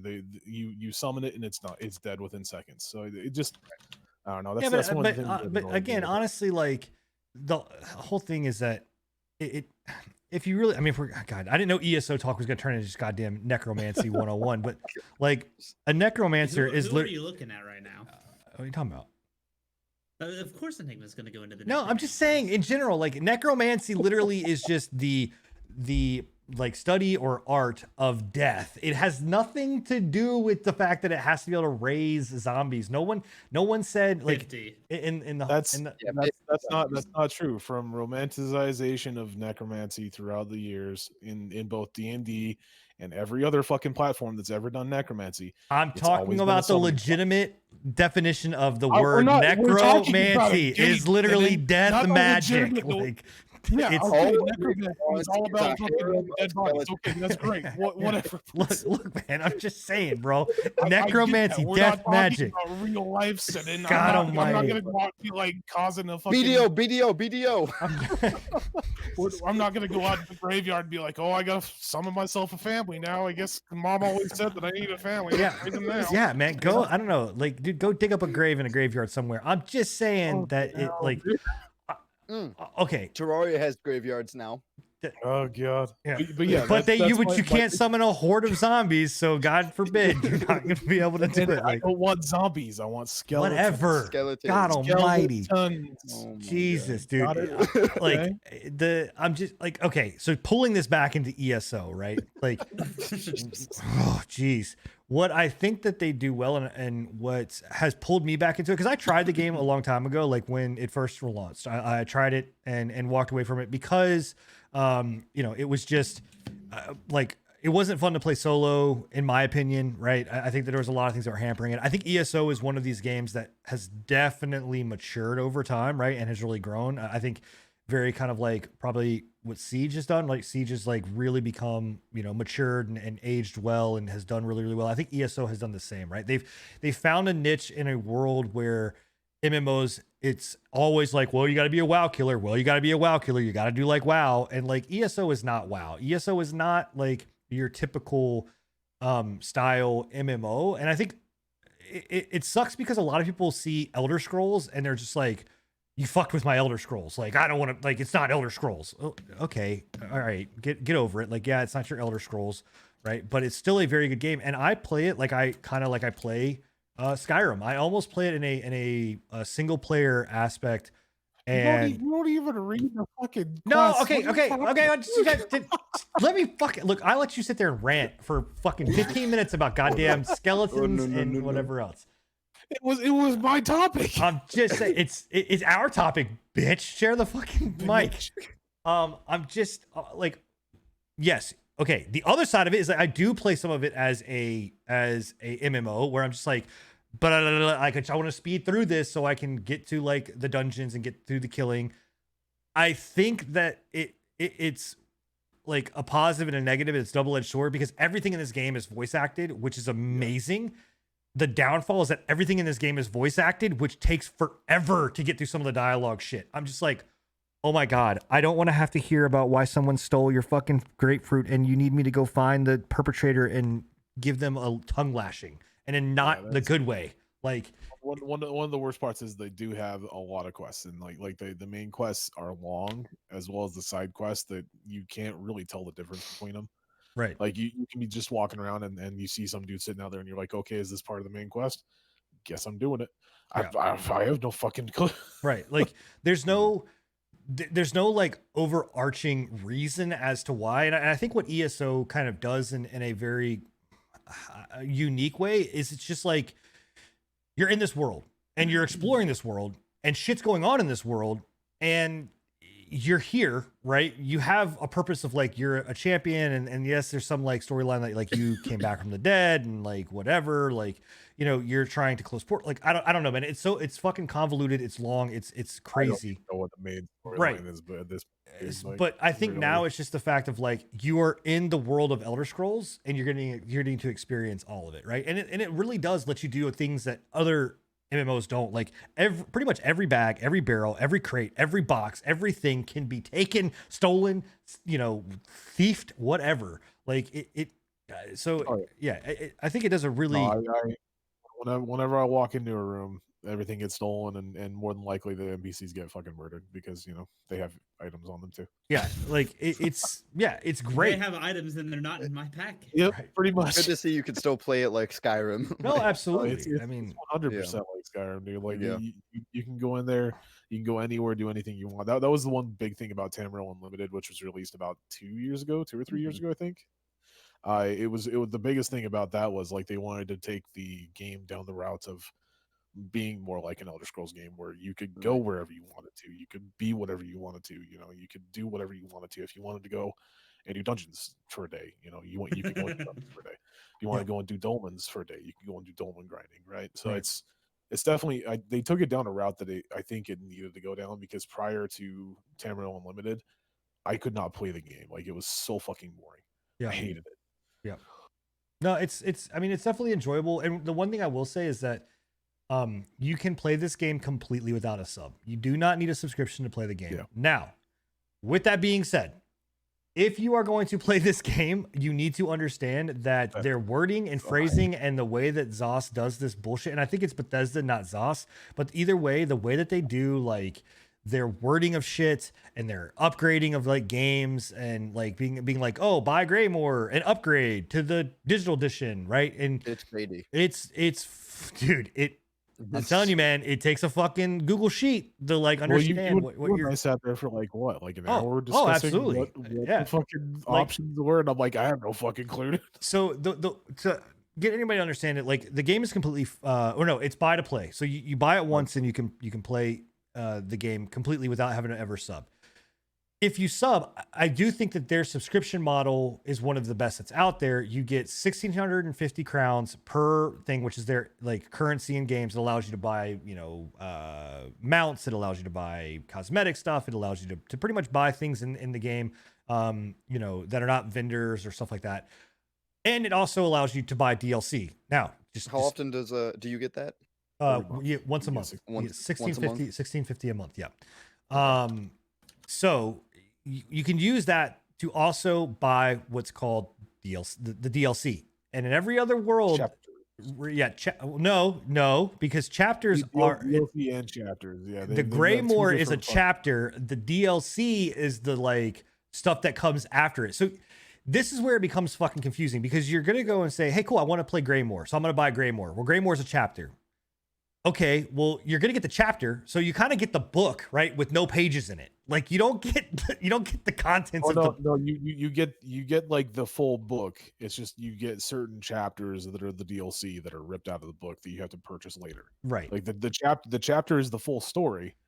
The DLC is the smaller chapters between them. Right. But you don't get that unless DLC are you the smaller updates. Yeah. unless you either pay for them or you sub to them. Now, where it does fuck you over is that they really do kind of screw over people that are like longtime supporters of their game. Because if I buy like ESO as is, like if I go and buy Greymore right now, if I buy the full-fledged edition, which is $50, you will get Greymore, Skyrim, or you'll get Greymore, Elsewhere, Somerset, Morrowind, ESO Tamriel, right? So you get all of that.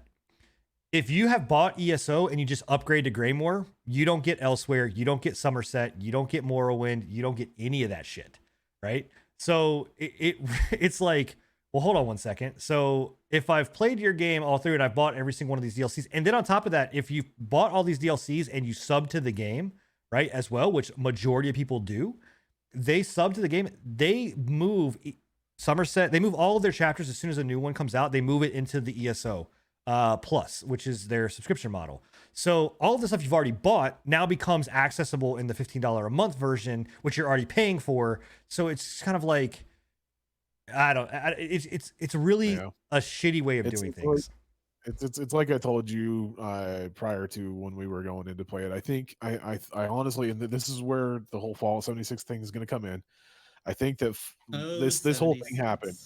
The shift to this kind of monetization kind of happened about a year before Fallout 76 came out, and that was about the time that Bethesda was starting to get in. Yeah, Bethesda was starting to get their hands into ZOS, and I think that's where it kind of started to stem from. They were trying to get their monetization down to how they wanted it, not how the community wanted it. Because prior to this whole move, ZOS had said that we're not going to charge you guys for DLC, and the way that they got around that was they called it chapters. Right. Well, yeah, because previously, if you did ESO Plus, you got access to all of it. Like you got access to everything, right? Which was great. now it's like this weird fucking, I don't know. It really is convoluted and crazy. Yeah. So, but on Steam, like the Greymore is still listed as just a DLC, right? Well, okay. So here's the other issue. I don't know what Steam names. Yeah. Steam names it. The other issue too that ZOS really fucked this up was the launch of this. Like they made it. There was some exploit that happened, or it wasn't even an exploit. It was just It was an exploit. It was just a bug. They legitimately released it with a bug. And so anybody, you could literally go and get Greymore for free on Steam. Like, so everybody that paid for this game, you know, they could have gotten it. It was a bug in the accounting. You couldn't just go to Steam and buy it for free. It was like new accounts or something, right? Yeah, it was like newer accounts and accounts that had only been active for a little while would log on, and all of a sudden they would. Some of them would find, oh shit, I have Greymore. But is that on Steam or is that on them? It was on Steam. Yeah, for some reason the Steam accounts were the only ones that did it. For some reason, we don't know why. I mean, they have said fixed it. Just like we don't know how to fix it. So yeah. But what I would say is that, you know, because I think, again, we've talked kind of in depth about ESO. What I would say about it is like, right, if you are a Skyrim fan, because for me, I love, like, what kind of brought me back is obviously Enigma's going to play, and Scruffy has left me for Terraria. And so I now have a new partner in gaming. No, but like I have, you know, buddies that are playing, but also too, like Skyrim in general, I love the lore. I love the look. I love the feel of Skyrim. If you go and spend the $50, you can get the Skyrim stuff, and there's plenty of single player as content or content in the game for $50. Don't sub, and you can fully play that game through and through. And did you say if you get the $50, you get all the previous? Yeah, you'll get Elsewhere. You'll get Somerset. You get Morrowind. Yeah, and you get ESO. Pretty good. So the only thing, like I said, not just Greymore itself, like legitimately, you get the base game, which in itself is a shit ton of content. Yeah, and then you get on top of that, you get all the stuff that Greymore gives you. So you get Somerset, Morrowind, Orsinium or whatever it's called, and a couple of other ones. So it's like you legitimately for $60, there's a lot. Get a lot. Yeah, I think Greymore in itself is like 17 or 18 hours worth of content just on the main story. Yeah. It really is a very it's a very good purchase and a very good time to get into it. Like I said, and again, it's just, you don't ever have to sub. Like you don't ever have to put $1 back into the game other than that, and you'll enjoy it. The one good thing I will say about the sub though is like legitimately the craft bag is like worth the $14 a month in and of itself. The craft bag, basically, when you go around and you collect shit for crafting, it goes into its own separate bag that has no limit. So you just shove that off in the fucking corner, and you don't have to fucking worry about it whenever you go to craft. It's just all there. I mean, you're like, okay. See, so for me, I get around it because I like, if I'm going to craft, I will create a character that only does crafting, or I will go in and I will literally do all my crafting at the very, like, I don't give a shit about, like, to me, crafting was never been one of my things. And I know that a lot of people do love crafting or whatever else, but I just never cared enough. So it doesn't bother me. So like, I legitimately can, like, the only reason I even want to sub is to get the DLC stuff. And I'm legitimately thinking about, like, because we did the math and it was like you had to sub for like 23 months to get enough crowns to buy the DLCs, which what is cool about it is like you can buy whatever DLC you want. Like you can go in there and just be like, you know what? I just want Dark Brotherhood. I don't want to deal with all the other crap. I just want that one. Cool. Get it. That's what I did. Yep. When Dark Brotherhood and the other stuff came out, I just went and bought Dark Brotherhood because legitimately stealing shit and murdering shit is pretty much a sum total of my fucking game time. Right. So and even like Scruffy, I really would recommend, because I know that you spend a lot of time in Skyrim and, you know, you've done some Skyrim playthroughs. I think you really would enjoy Greymore. I mean, I know it's kind of expensive right now or whatever else, but yeah, you know, that's the only thing that's holding me back right now. You know, if it wasn't as expensive as it was, I think I'd enjoy it too, honestly. Yeah, for sure. Cool. Well, I actually don't want to talk about PSO2. Unless you guys really want to talk about it. I mean, it just came out. I have not had enough time to really put enough into it to really kind of give it the wear and thaw that, you know. It's like we could save it for next week or whatever. My only thoughts are it's a little bit too late. We were talking about it a little bit last night, and I just think they waited too long. Yeah, it's what I can tell you is that it has the nostalgia feel. So it's you know, if you played PSO1, it's PSO1, right? But it feels like Monster Hunter and what else? What else did I say? It was kind of Monster Hunter and I forgot. I made a comparison last night of it, but it's basically like these two games just had a baby. And realistically, like there's too many other games out now that do this shit that do it, I think, cleaner than this. Like, I just have one question about it because it is free to play. Yeah. Were they going any like microtransactions, or is it just the full game just free to play? Well, no, full game's free to play, but there are a shit ton of microtransactions. Like there is okay. Oh, I God, wasn't yeah. sure. Anything that's like enhancing like game wise, like not from what I can see. Yeah, there's no pay to win real mechanics to it. It's a lot of like quality of life stuff that they hinder you behind. They do like space and stuff of like, yeah, you're only limited to 50 units in your bag, which sounds like a lot, but in reality with this game you're getting dropped fucking units, like new weapons, new stuff all the time. Right. Where the issue that and you know, again, I didn't really want to go too much into this, but the issue that I have with the game is that it does a good job of explaining a lot of stuff to you, right? Like the certain like subclass mechanics, and there's a lot there. I think this is a great game for console players because, you know, consoles really don't have a lot of good MMOs that are out there. You know, for the most part, I mean, you have access to ESO and things like that, but, you know, their kind of MMO world is very limited.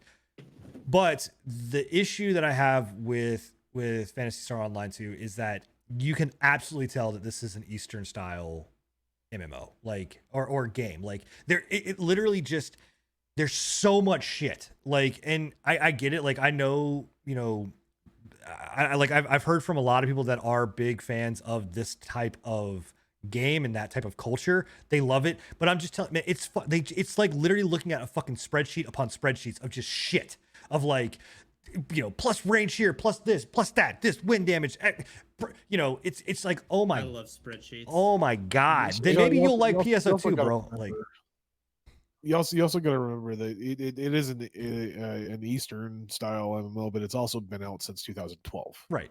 So it's got a lot to it. Oh yeah. Yeah, they released it with all the content that it's been being given since 2012. So right.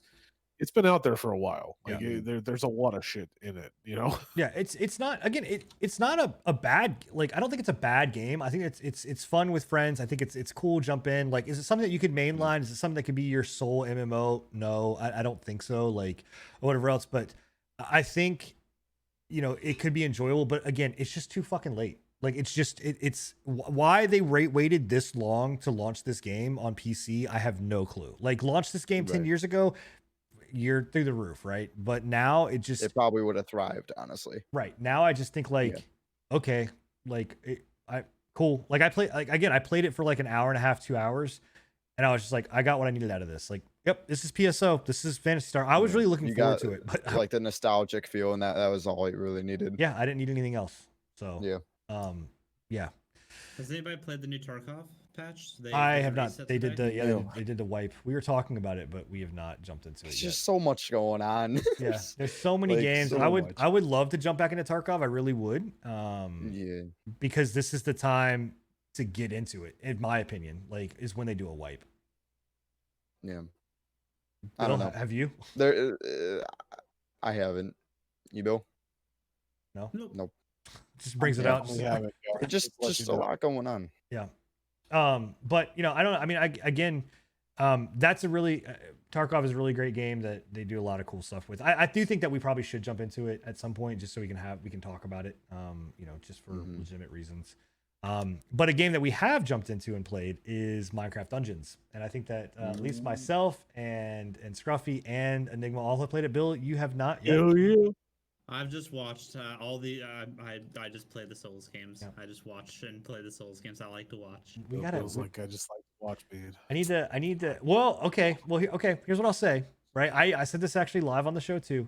When I was streaming, it was I do think that this is a game that you would actually enjoy.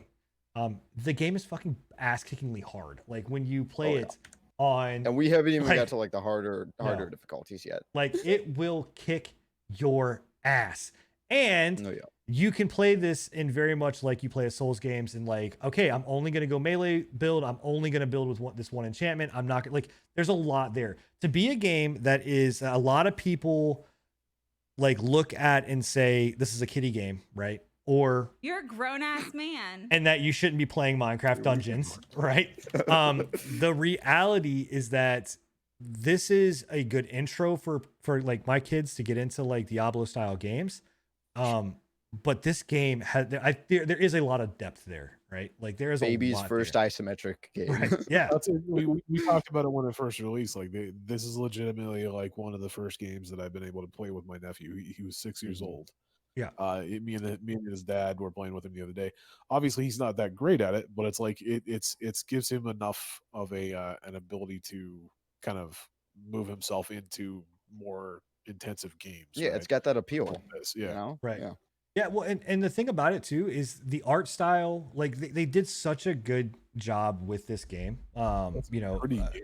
yeah, Like, for a it is. Minecraft game, I'm like, holy shit! I Yeah, was this looks surprised, really like good. the ambience, bro. Yeah. Like just any like the backgrounds and everything. It's It looks beautiful. really good. yeah. I Yeah. mean, it you know, and again, we'll go like I'm gonna run the gambit here and kind of quick fire, right? $20 price tag, perfect price tag. If you want all of the DLC, it's $30. We already know the 2 DLCs that are coming down the line. They look pretty expansive. You know, it's great. 2, the art style. I'm not a big like I'm not a huge Minecraft fan. Like I'm not someone that's like, oh my god, like I fiend for Minecraft or whatever else. But the world, the environment, the characters, the comedy, the humor, the everything that they've got, the enchantments, all the stuff that's in the game, like it's so good, man. Like the little nods that they do to you know, to Minecraft, like you guys were saying, like the chicken jockeys or whatever else. I don't know what the fuck that is, but people that play Minecraft do. My son knows what it is. He laughed his ass off. Like great. It's awesome. It's perfect. The humor that's in the game is great. The loot system is phenomenal. Like all in all, like the exploration of the game is great. Like there's secrets. It's a very, very, very well put together game. And yeah, we beat it in one playthrough, like in one stream, but that was the easy mode, right? Or that was the normal mode, right? That you start on default mode. But they also lock a lot of stuff behind like the next advanced level. They want you to keep playing, so they give you more stuff. Like you will never get a 3-level enchantment on playing the default mode ever, right? So you're not experiencing all the content that's there without playing through it again. And I would 100%, even though we've already played it and beat it, I would 100% play this game again and again and again and again.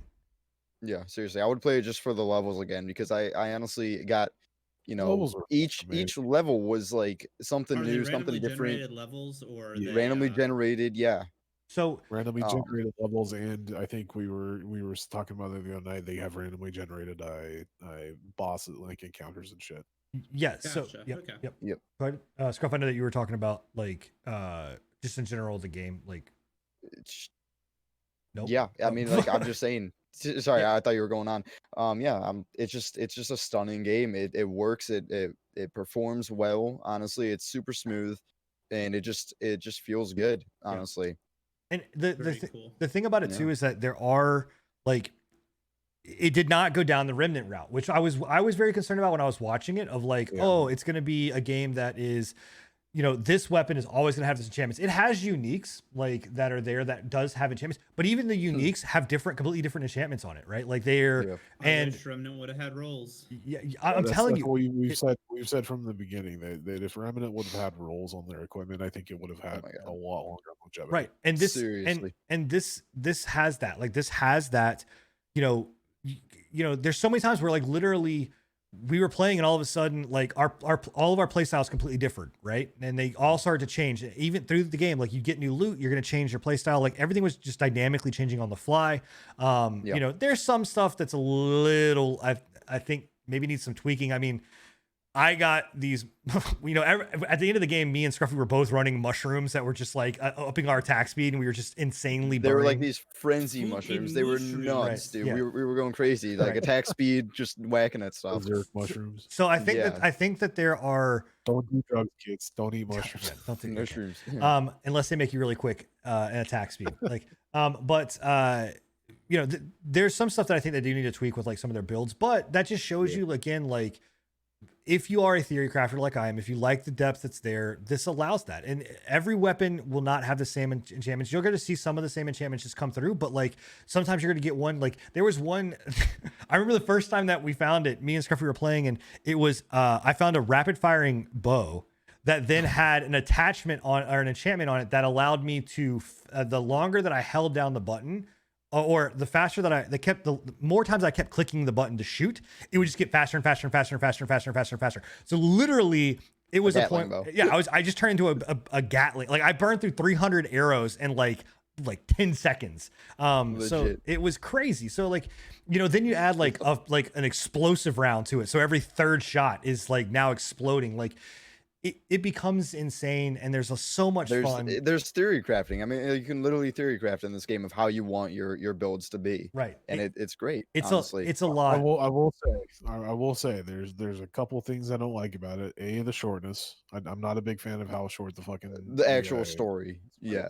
Right. Which I understand what they're going with. It's more meant for a target demographic for kids. They don't have the best attention span. So I understand that. It's not meant for me and my longer, my desire for a longer storyline.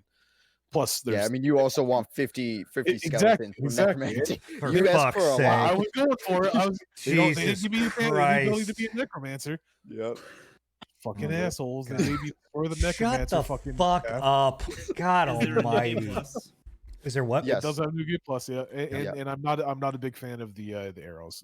I said that with you guys. I don't like the fact that you have to actually pick up arrows. Oh, I do. I love that. I absolutely love that. I like it. I think it gives it a bit of a challenge because, like, if you do run out of arrows, you have to have that backup plan. To me, it's like if you want to go down a more of a ranged build rather than a melee build, you're kind of fucking yourself. No, I don't think we've explored. I don't think we've explored too much of like what we can do with ranged yet, though, because there was items I was getting like a hunter's cloak or whatever that gave me a higher chance to pick up more arrows.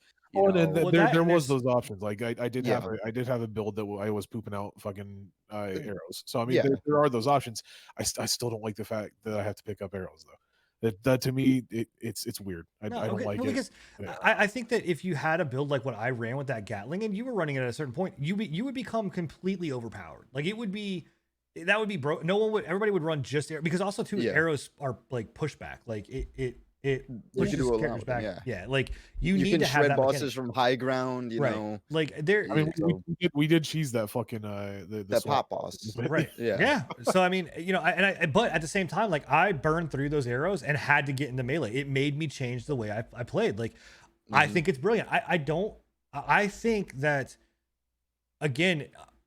We had this era of a long time of developers coming out with just crap and not thinking about what they're doing and not really taking it into effect of, or looking at other games and really analyzing what we should do.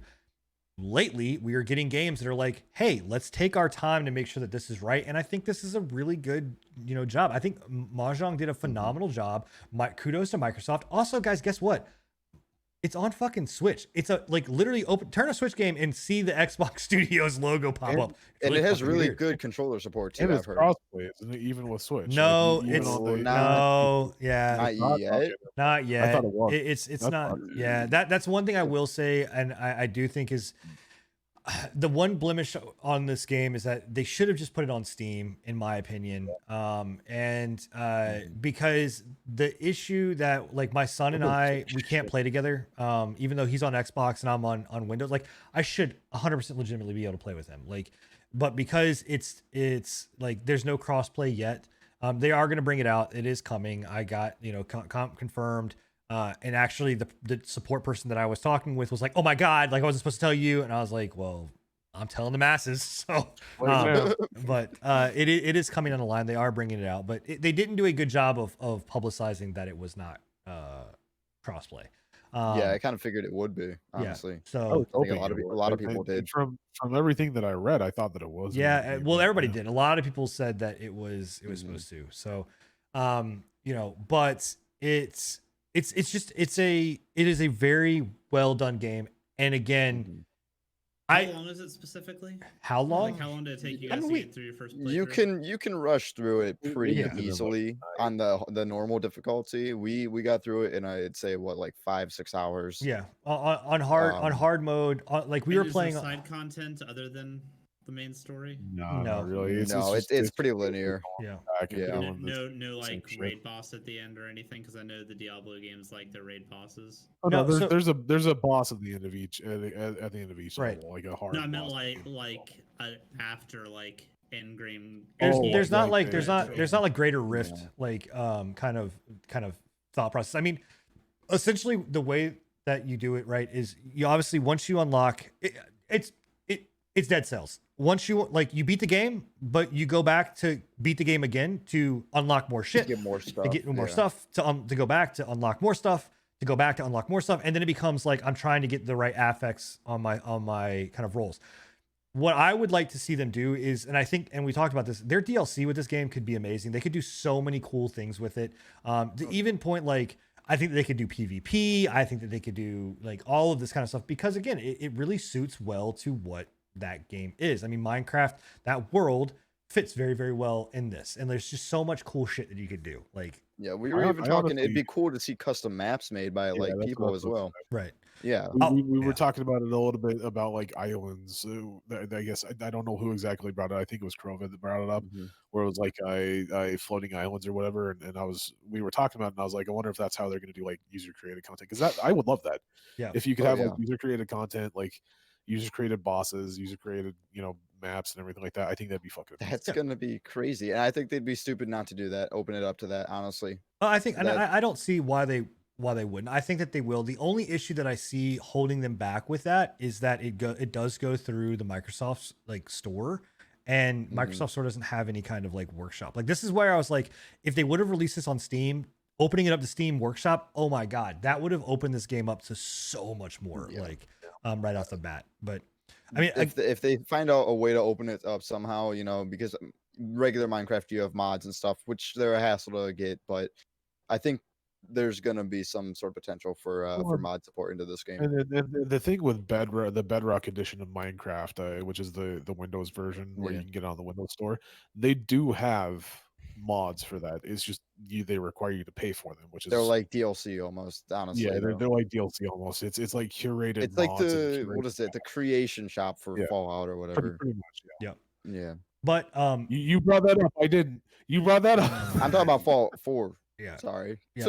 Oh, by the way, did you see that they're doing Fallout 4 New Vegas? Yeah, dude, I'm so Yeah. excited for that. Yep. Oh, Yep. That's I know. Yeah, it's coming. that's gonna be good. Yep, it's coming. Bites like excited as shit for it.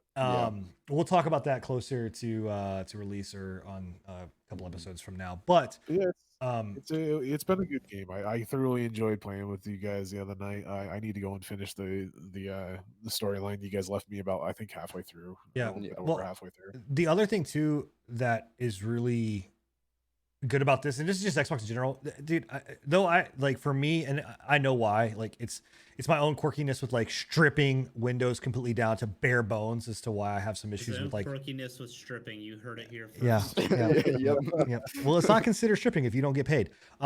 So in any case, the thing about that makes this great, and I think Xbox does a phenomenal job.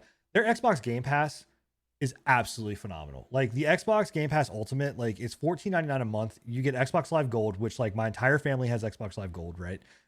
Because of it, and they get access to all of these games. Like it legitimately, like this game is in Xbox Live Gold Pass. There's Dead by Daylight, which we were supposed to talk about, but that's probably gonna get scrapped until closer to launch, which is fine. But their launch, they did Pyramid Head. Silent Hill's coming, so anybody that plays Dead by Daylight, be excited. Pyramid Head, it looks really cool. I've seen it. Yeah, it looks awesome. Anyway, but there's so many good games that are in the Xbox Live Game Pass. Both Ori's phenomenal games. I mean, it's insane. But this game is part of it, and every DLC that comes with it is part of the Xbox Live Game Pass. So, and you can always you can get Xbox Live Game Pass right now for $1. Like, Legit. like Once it's it's in done beta. with $1, it's like $4 after that. right Yeah. for It's- PC. Yeah, it's if a you just want the crazy PC version, it's like $5. Yeah. Yeah. So, I would recommend giving it a shot, but in any case, I would honestly, God, recommend just buying the damn game. Like it's just that good of a game. sure. It really, It's a great is. price point for the game. It's got enough going for it that $20 is actually kind of generous. Yep. And it's- there is it's online, local, so you couch co-op as well as online play and cross-play. Like I said, will be coming to it. So, it's So you phenomenal. guys think Link, even though it's got the short game length, it's worth the price point? I wasn't disappointed with the game length. I think, like I said, I think it's been disappointed with the game, like honestly. So. I was Yeah, fine I'm with it. thinking like the shortest game that I've paid that level of pricing for, and I can't remember if it was 20 or 30, was Senua's Sacrifice. Was what? That game's Hellblade. Oh. Oh yeah. That game's only like 6 hours long too. I I can't mean, remember if it was a I 20 think or a $30 I, price point, but I think that with the ability to do new game plus and everything like that, you get a little bit more content out of the like. right, Yeah, the the replayability yeah factor. the main storyline is short, but it's like the replayability factor with the harder difficulties and everything. Because for people like us, we're playing these kinds of games for the replayability of getting new items, new gears, theory crafting, all that. For the fact of playing for the story is for the younger, audience. They play through this game for the story. We play for it, for the story, but more for just the challenge and doing these runs and stuff. Honestly, Right. Well, and even like my son, like, you know, he's playing. He went through like, and he's on the last level to beat the boss now, and he's already talking. He's like, "Cool, I want to go through and I want to do like the hard mode now. Like, I want to do the next level. Like, I do like, it's short enough to be able to keep, kids' attention There. spans there, and then if you want to go past that, it has enough there to be like, oh, I can go and do this, right? And like, it does a very good job of. Like at the very, like I don't want to spoil, so I can't talk about it, but at the very end, it does a very good job of being like, oh, but there may be more, like, so it's, I don't, yes, I'm not bothered by it. Enigma is just, I don't know. I don't Boomer. yeah. What do you, I mean, I guess I got a question before I don't want to, let me not jump on like the beat the shit out of Enigma train, but how many hours in this, or what would you have wanted like out of this? Like how many more hours would you have wanted? For $20, I was expecting at least 20 hours, but Holy shit. that's generous. I do go by that too, like the $1 an hour for game time, but that's for a story usually. At least close to 20 hours. Like a good AAA title that I'm paying $60 for usually has at least 18 hours worth of content, right? 60 bucks for about 18 hours worth of content is usually the going for a AAA company to do. But again, I'm not upset. I'm like, it would have been nice if it was a little longer. I'm not pissed off about it. I think that $20 is a good price for it. I wouldn't not pay for it. Like I said, I'm using the Xbox Game Pass. I'm gonna go buy it after the Xbox Game Pass is done. Yeah, I just. Well, then, if you're using the Xbox Game Pass, I mean, it's $4. You got 5 hours. You got 6 hours. Yeah. Yo, bro. I'm not upset about it. I'm just I'm kind of one of those guys that's like, it would have been cool if it would have been a little bit longer, but it is what it is. Yeah. Well, I don't think it's a flaw, but I don't think it would have been that bad if it was a bit longer too. I also think a lot of it has to do too with like how fast they come out with their DLC, right? So like, and see that's the other thing is like. The one thing that kind of that I'm a little iffy about is like they already have 2 DLCs in the plans. Why didn't they just lump those 2 DLCs in for the $20? Like if they already had that content done. I get it, but at the same time, like this, it keeps normally you kind of wanting and waiting almost. It gets you to come back and pay them more money, and it makes them money. No. Yeah. Okay, so normally I'm all about it, man. Like I'm on your side with this. Normally I would be sin raging at the at this moment about this, but the reality is I think that this was a good amount of content to be, and I think it's a good drip. Like we know it's coming in like the next 2 months, right? Like to me, it was just the perfect amount to be like, okay, cool. I beat it. I can do it in one sitting. I then can go in the next hard mode and the next mode up and then do it right and play through it. Because for instance, like again, Dead Cells, I've talked about this numerous times. It's my favorite game of all time. Like I can go through a run in Dead Cells in 48 minutes. Like in under an hour, I can beat the game, right? But I then that lets me go, okay, cool. Let me go do it again. Like I can go and do another run, right? Let me go through and do another run. So I can go through and try to beat, more and more and more on Minecraft Dungeons to get more loot, to keep going. And so it's enough to keep me like wanting to go back and explore the higher difficulty modes versus if this was like one of the things I have with Grim Dawn, Grim Dawn pisses me off is because it's so fucking long, and for me to get to the hardest difficulty, I gotta beat it three goddamn times. Like I don't want to do it. Like it's too long. Like it's too much. Again, I think you think I'm disagreeing with you. I'm not at all. I completely agree with you. It's good enough for what we get right now. I think that like right now for a $20 price tag, we got the content that we need for the $20 price tag, right? But it is kind of in the back of my head where I'm like, well, if they already had those 2 DLCs planned, why didn't they just fucking lump it into the game? Yeah, it's artificial. What's this that? was made back in 20 or in 2000. This would have been Yeah, a it would've been a complete post-game game. content. Yeah. Yeah. But it's like if they already had it done, it's they're doing artificial scarcity or whatever. Artificial, I don't know what the I fucking name don't. of it is. It's like Yeah, artificial hype or whatever it is. yeah. I And don't. and they're doing it very well. Like obviously you guys are like, yeah, fuck yeah, I'm gonna pay for the fucking DLC. I'm gonna pay for the DLC. Yeah, It's they're mean- doing a very good job with it. yeah. I don't. I mean, I I just What? hope it comes out soon, though. Like they're building the hype. I hope Yeah. it just doesn't take too long. well, You know, I think like, the that's first what we one's wanted out July, of right? Remnant didn't give us that time period of quick DLC. Exactly. Right. I think Yeah, so- July is the first one, if I'm not mistaken. Is when we're getting the first one. If it's not the end of June, I think July is the first DLC. And I Is that will- official? I think it is, yeah. And then I want to say that we're getting the next one in like September, if I'm not mistaken. So I think it's like a 2-month kind of time frame. I'm not again. I was hoping for a bit sooner, but I know the first one I think is for sure like end of month June, beginning of July. Like is when that one is about to drop. Okay. So but Yeah. yeah. it's not too bad. So as we're wrapping this up, guys, we kind of alluded to this numerous amounts of times, and we talked about it at the very beginning of the show. And you know, if you are someone that listens to the VOD, this is one of the awesome things about being in our live broadcast. Whether you're on my channel, whether you're on Scruffy's channel or Bill's channel, you can participate live. We are kind of, as we wrap up with kind of the state of the world and where we're going, which is going to be a very quick segment. We are opening this up now to questions. So get your questions in, guys. We're going to be answering a few of your questions. We'll try to get to as many as we can. Keep it related to the show. If you don't mind, keep it related to kind of what we've been talking about. And know like who's your favorite, who would win in a battle, like Batman or, you know, Superman. Like we're not doing all that. So get your questions in there and let's kind of we can jump into I like it. this. I like this first question we got. The I first like question. this question. Go That's ahead. a great okay. question. Go ahead. So we got a question from Billy the Squid here. Actually, I Shout outs think to it was Billy the Steve. Squid. No, this is from Miss Stevens 90.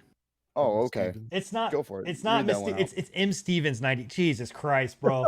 God, this is okay. All right, we got a question from M. Stevens go- 90. Why are games Stevens worth a question. $1 an hour, but a 2-hour movie is 15 or 20 bucks?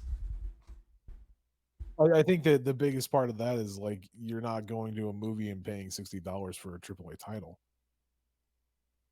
Wait, you're So that's my biggest thing. I'm paying $60 for a game. I expect to get at least 60 hours of content. If I get more out of that, then that's fine. If I get less out of that, if the content is there and it's good content, I'm generally okay with that. I don't feel like $1 an hour.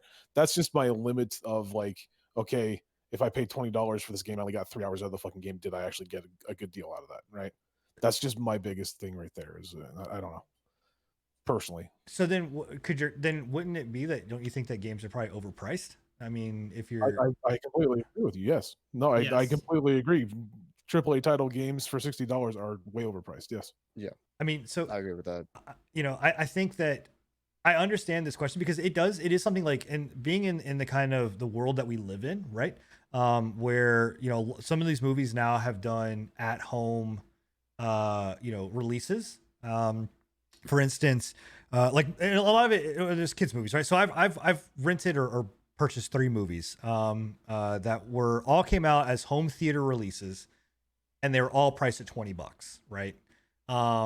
And the fucked up thing about it is that it's $20 to rent or $24 to own. And I'm like, you fucking, like, you assholes. Like, you Yeah. know exactly what the fuck you're doing. Like, so to me, especially now, like, I understand it, where, you know, you're going in, you're spending, you know, $15 to $20 on a movie. Now, what I will say is, I don't know where you're going to spend that much money. Like, normally I go to the movie theater, it's like $8. So I don't like, and I'm going to like, unless you're doing like IMAX or something like that. And this is Like an coming. IMAX. Go to a matinee. There you go. Yeah. Oh yeah. I mean, this is also coming from someone too that went to go see like all the Avengers movies in total, probably well over 100 times. Like, and in theater, like have spent that much money on them. So I get what you're saying. Like the experience there of a 3-hour movie or 2-hour movie, spending that much money on popcorn, on drinks, on all of this. Like, yeah, it's overpriced. You're right. Like it should not be that. I also understand too that like the price that it costs to make some of these games versus the price that it costs to make some of these movies Mhm. are a lot different, right? Like one scene in a movie, or you know, whatever else, Yeah, like that's could what I was cost thinking. the amount that it would cost to make a game. So, but I do think that we are at this time where like game like inflation rate of the pricing of what games went to $60 for whatever fucking reason and stayed there. I don't It understand. went to $60 when they had the when they went to discs. That Mhm. when they went to CDs and DVDs, that's when it went to $60 was because they quote unquote had to cover the cost of the CD, which was complete fucking bullshit because the CD that they were buying Well, they were was probably cents on the dollar. Like 50 it was then, right? ridiculous. Like weren't they Yeah. 50 and then once the like Yep. what happened was I think every new generation we got a new price hike. Like, Yeah, we did. you know, Up until the point that it hit $59.99, a $60 price tag for a new game, right. and that's when gamers started to be like, "Whoa, this is getting ridiculous, guys!" And that's that. I think this is why pretty much- indie games are thriving. yeah, Honestly, exactly. is. It is. Yeah. It is. And indie games give Yeah. you more content than AAA titles, Yeah. or better content in most cases. Well, and right? that's one of the it big kind of ties in with what I was saying earlier. Like can I throw in Terraria real fast? Because Terraria is a $10 game that goes on sale for $2.50 many times. I, as of right now, have like You're 1,500 a hours in grown that ass game. man. 1,500 hours for a $2.50 game, $10 game. isn't it though how much was that game $10 when it launched? It was, I think, $20 when it Okay. launched. All right. I mean, it's fine. I mean, Still, so, like my go ahead. my input on it as far as movies versus a game goes, and I can't remember if somebody touched on this, is the accessibility factor. I think a movie can be whatever price point it needs to be, and it can be lower than a game. I think games are priced the way they are because there is a limited accessibility for the most part. A movie, you literally just have to be present and have your eyes open. Whereas but a also, game, go ahead.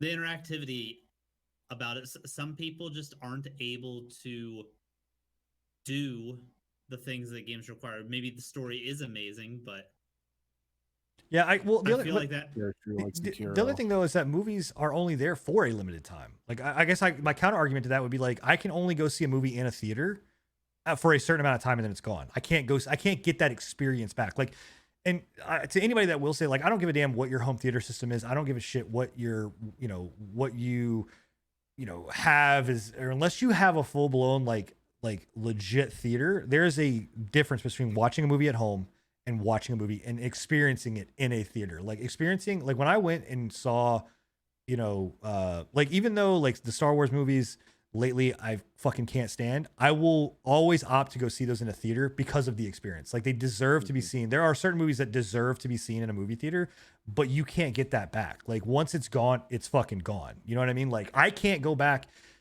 and go watch, Indiana Jones in theater how it was when it first launched. Like I can't, unless they do a re-release or whatever else. Like, See, on the flip side of that, like that's a very personal thing though. Like for me personally, when it comes to going and seeing movies, I fucking can't stand going to like a crowded movie theater.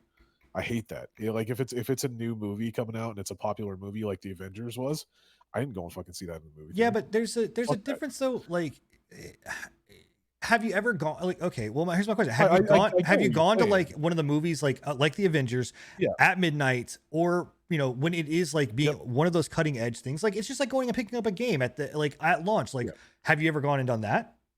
Yep. No, like I said, I get what you're saying. I get where you're coming from, but it's one of those things where it's like, I don't know. It's definitely a genre thing. Like if it's something that I'm very passionate about, like I remember, and you guys are probably gonna flame me for this because it's fucking Harry Potter, but I remember when I was a kid going to Harry Potter and going to the midnight movie with my buddy, right? That was a big thing because I was a very big fan of Harry Potter. That was one of the. Yeah, we all most know that you're a got me pothead. We got it. But yeah, no, I get where you're coming from, but it's I these days with my back issues and stuff, like going to a crowded movie theater is a fucking pain in the ass. No, I mean, yes, and there's certain circumstances with that. All I'm saying is that I get both sides of this. right.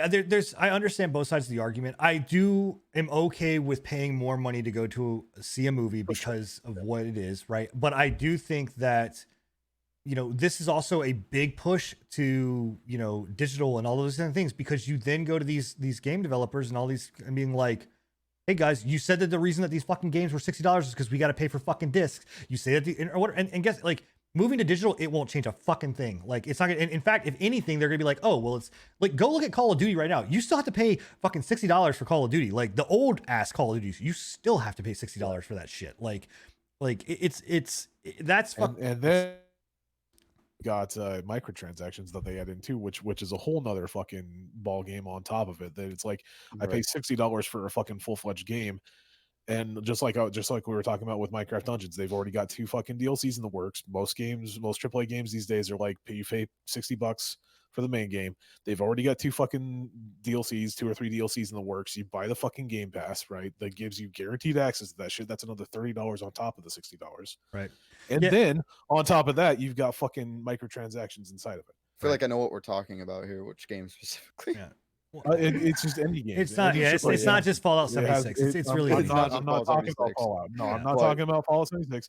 I'm talking about fucking. Oh, hold on a sec, guys. I don't know if. So if you're in my stream, everything just died, audio wise. Give me a sec. Hold on. Hello? Hey, hold on. Yeah, I don't know why Discord. Hold on. So I'm trying to figure this out because Discord just decided to take a big shit on my streaming rig. So one second. Well, it's working on my gaming rig, but my streaming rig decided it wanted to take a big shit. So just bear with me for a second. Yeah.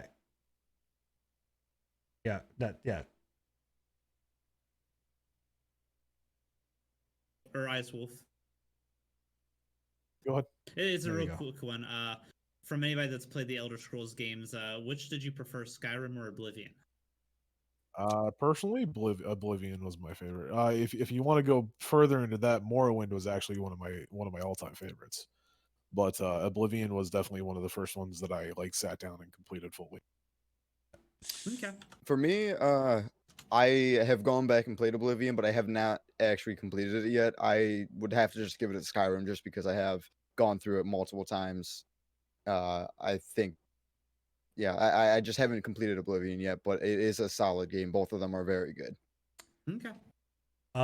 So for me, it's very difficult because I'm like Enigma 2. Morrowind is like all time, all the way around. Like It's the best Elder Scrolls like, experience. yeah, I think that's pretty universal. yeah, it's very hard. But to me, I look at Elder Scrolls as a whole, like all of them together. Like I look at it as one experience versus being like individual separate games. You know, and I think this Stop goes. trying to cop out, make a decision. I'm not It's copying out. a Like it's very, giant look, man, like cop-out. look, It's look, one or the look, other okay, right now. God damn it. Here's okay. Who? First off, We're who, gonna break who him again. Who in? I fucking hate every single one of you so much. Who in here play? Like all of you played Oblivion, right? Yeah. Yeah. Yes. Yeah. Okay. Yeah. All of you played Skyrim, right?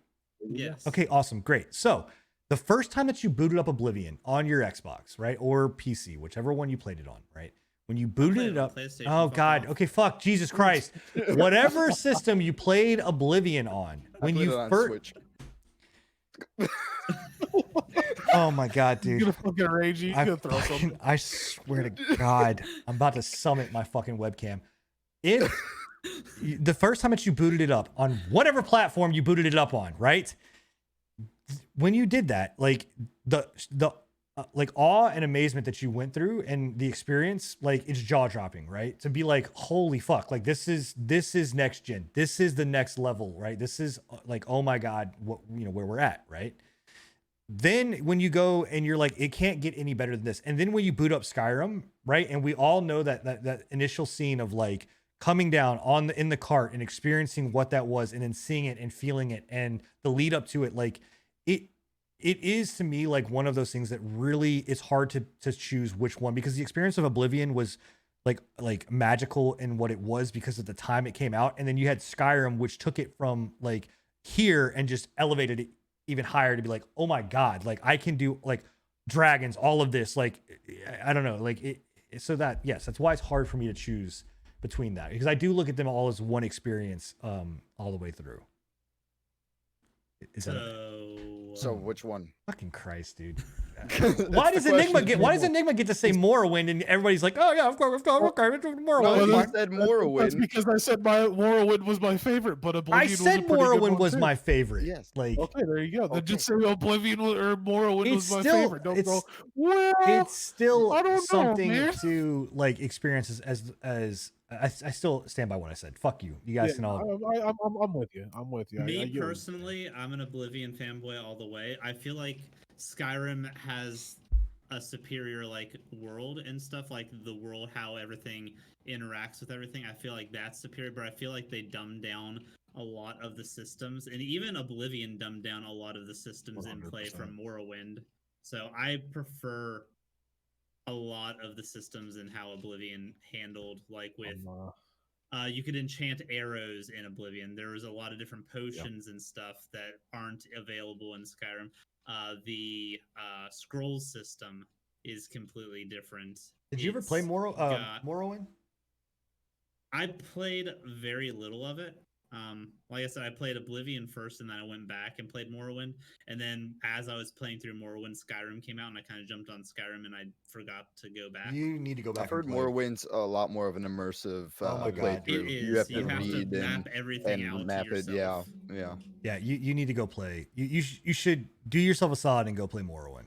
I need to do the same. Like, actually. I will say though, unpopular. I don't know how unpopular opinion this is or not, but I didn't really find Skyrim that amazing personally.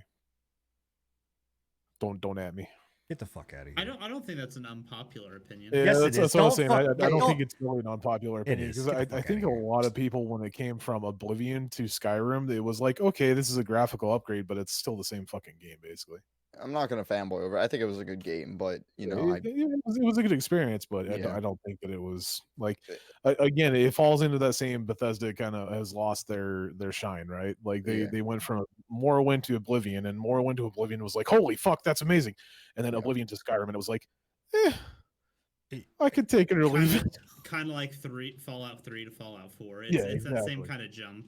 yeah, No, absolutely not. Oblivion's DLCs. Absolutely. Oh my god, it was not. It's not as dumbed down as Fallout 4 was compared to Fallout 3 because they basically took every RPG and like choice out of Fallout 4 and just Yeah, Fallout made 4 it was shit. generic. Fallout, Yeah, compared to Comparable like to the 3, story of Fallout 4 any shit. other games. Yeah. like yeah, no, absolutely not. Like, do not even put Skyrim. If Skyrim is even in my if my Skyrim touches your Fallout, I will throw my Skyrim away. Like, get the fuck out of here. No, Fallout 4 is fucking no. That's dog shit. Like, All right, on to the next one. I think we had one from Ice Wolf over We in your do, chat. yes. So I don't know if you see that or if you want me to read it. yeah, you can go ahead and read it. So Ice Wolfie over in Sinnan's chat says, I have a question for all four of you. How should games monetize their content, if at all? Where is the line? I think that's a big fucking question. I think we Yeah, covered it. That's a toughie. Yeah. Um, I mean, I think that because I could go on a sin rant for this for days too, so I'm just gonna keep it Same very here, very short. I think one, the right price tag, you know, coming out the gate, and the $60 price tag, whatever else. Like, to me, honest to God, I don't think a game should be over $40. You know, and I know that may be crazy sounding or whatever else, but like, I just don't think a game should be over $40. In all honesty.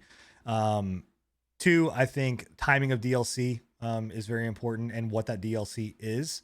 And three, I am very much of a fan of, you know, if your game is good, if your game is quality, if it's worth it, I'll pay the money for it, and that's fine. Like, and I'll keep coming back to it. But like, this whole season pass bullshit needs to go. This whole battle pass system needs to fucking go.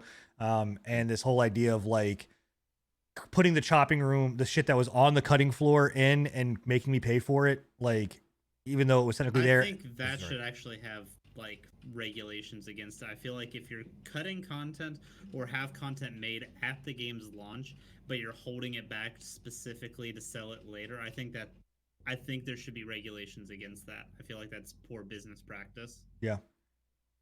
Anybody else? It kind of ties in But I also with don't what want I the was government talking. touching my games. Yeah, that's a big no for me too.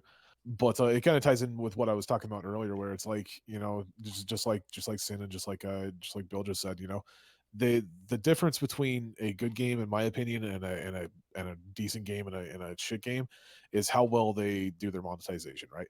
If it's a decent fucking price coming out of the gate, it has the content, it has the fucking everything in it that you want. There's no issue with DLC timings. There's no issue with like when it comes to cut content. Fucking amazing game. I love it. I will pay however much you fucking ask for. It doesn't matter, right?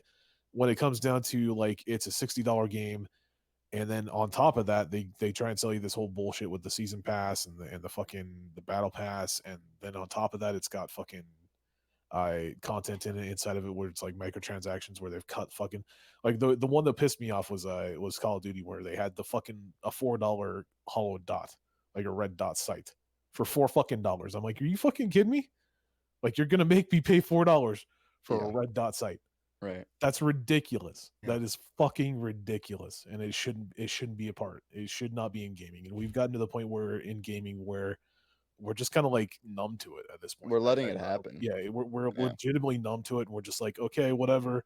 As long as you keep giving me fucking Call of Duties every year, I guess I'll be happy. No, we shouldn't have that.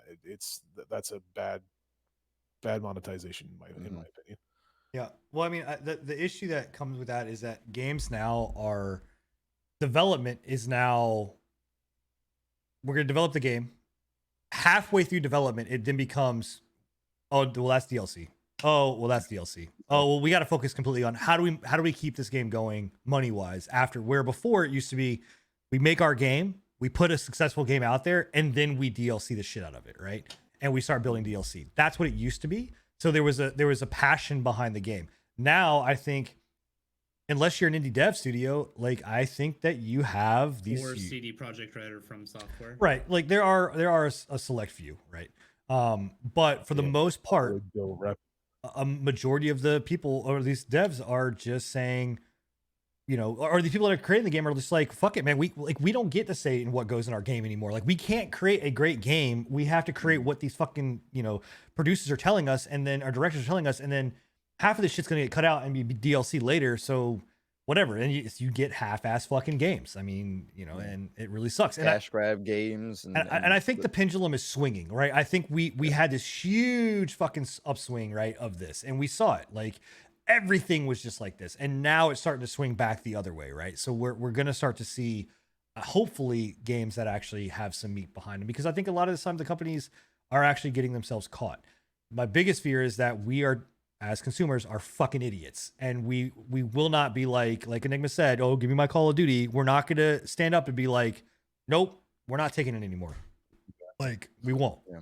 So I will say that I'm 100% okay with whatever type of monetization people want to do as far as cosmetics go.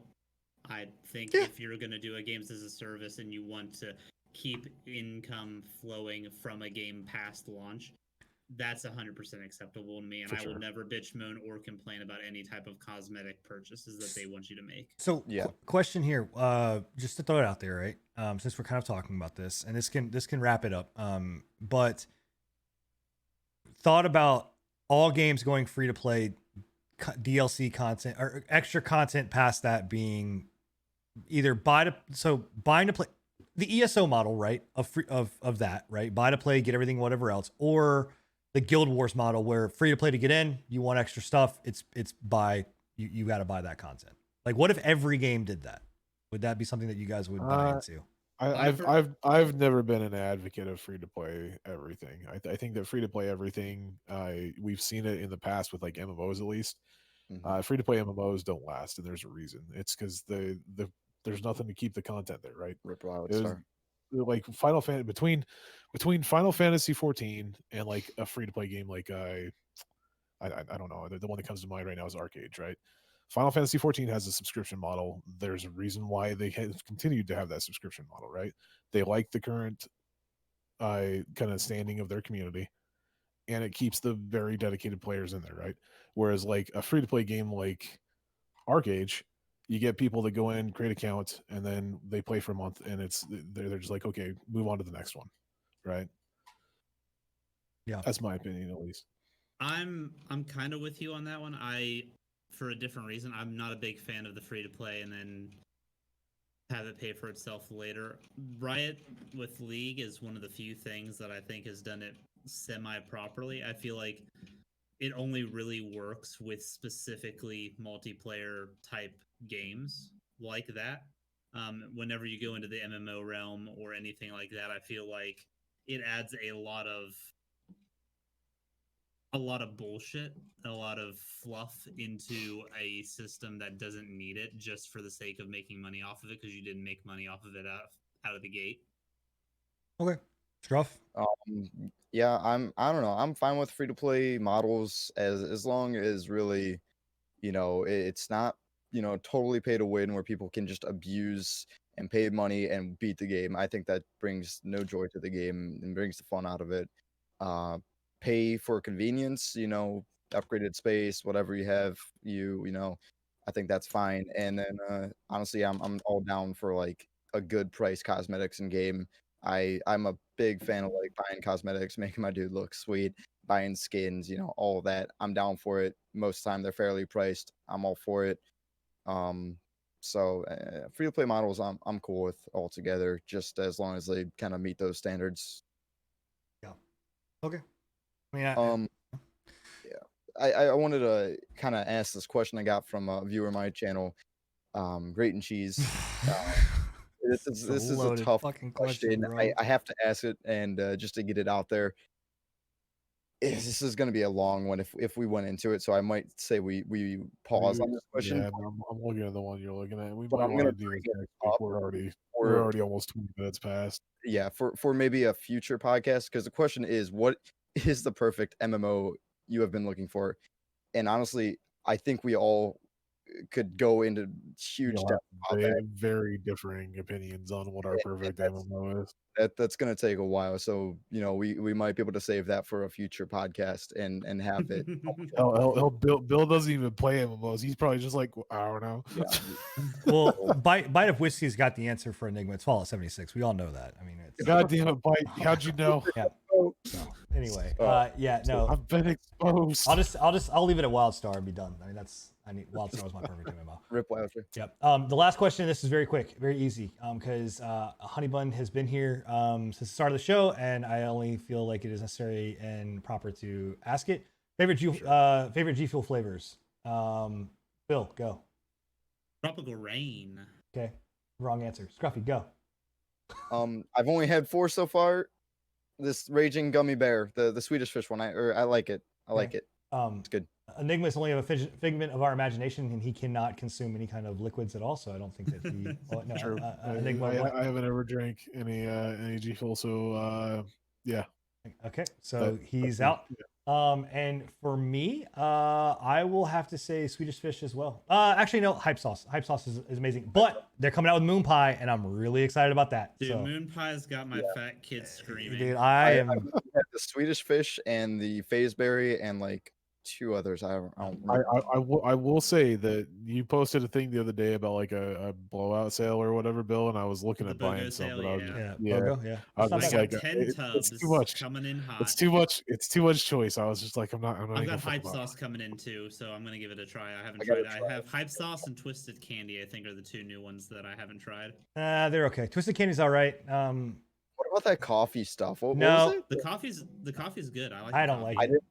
It scares me, but I mean, I've had coffee monsters before. I don't drink Monster anymore, but like those were okay. Those mocha monster things. The cotton candy one's disgusting. I can't stand the cotton candy one. I don't know about. I don't know about candy. Yeah, it's cotton candy G Fuel. It's not good. Personally, I have a tub of it that I still am waiting to try to figure out what I'm gonna do with it. But I will say, sell it because it's not available anymore. Is it really? Cotton candy? It's gone. Is it really? Keemstar, wasn't it? Yeah, Keemstar got dropped by G Fuel, so about to make some flavor too. About to make some money. Spicy Demonade. Take that, put some tequila or vodka in it. That shit will get you right. There you go, that's good. That's good. Anyway, that is our show, everybody. Thank you guys so much for everybody that tuned in here live, and thank you for everybody that listens to our show after the fact and likes our content and just supports what we do. We really couldn't do any of this without you, and You know, we love doing it. It is something that we thoroughly enjoy, and I know that I speak for the entire community here and the entire hosts of all of the show that honestly we literally look forward to this. Like every single week I look forward to it coming up. When it ends, I wish we could have done it for another hour and a half, 2 hours, and I look forward to the next show. So I know that you know, I speak for the entire crew here to say thank you, and we hope that you enjoy the content. If there's ever anything that you want to see change, different, or whatever else, we don't give a fuck. No, I'm just kidding. Send it over to our Twitters, or you know, into our channels when we're streaming. But honestly, we love doing it, and we try to keep this as real as possible. We don't hold anything back. You know, we disagree, we agree, we love each other, we hate each other. It's all, you know, it's all in good fun. So thank you guys, everybody that shows up every single week or comes in and says hi. Even if you only stop in for 2 seconds to just say, hey, you know, good show, or hey, stopping in, just saying hi, I gotta go. We love every single one of you. So appreciate you guys being here. Like we normally do, we always sign off by telling everybody where you can catch our content. Obviously, you can catch us right here on Twitch. My handle is S1N3N, so twitch.tv///S1N3N. You can also catch me over on Twitter at S1N3N. Pretty much that across all platforms. There. Scruffy, where can everybody catch you at? You know, right below Agent Scruffy, twitch.tv/Agent Scruffy, Twitter, same thing, no spaces, or good. And Bill, how about you? Billy_the_squeed. Words are hard. Say that fast. Twitter, Twitch, and Tip. Okay.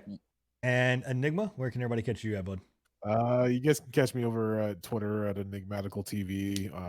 But I don't stream. Obviously, everybody knows that. So I'd much rather you guys go to twitch.tv/team/prepatch. Just check out all these great bits. What's that? I usually catch him on the local corner. That's right. That's right. Yep. Fucking in San Diego, boys. Yep. So that's where you can catch all of us, guys. Again, thank you guys so much for being here. We will catch you next time. And as always, see you in 2 weeks from now on Thursday at 10 p.m. Bye, guys. Bye-bye. Peace.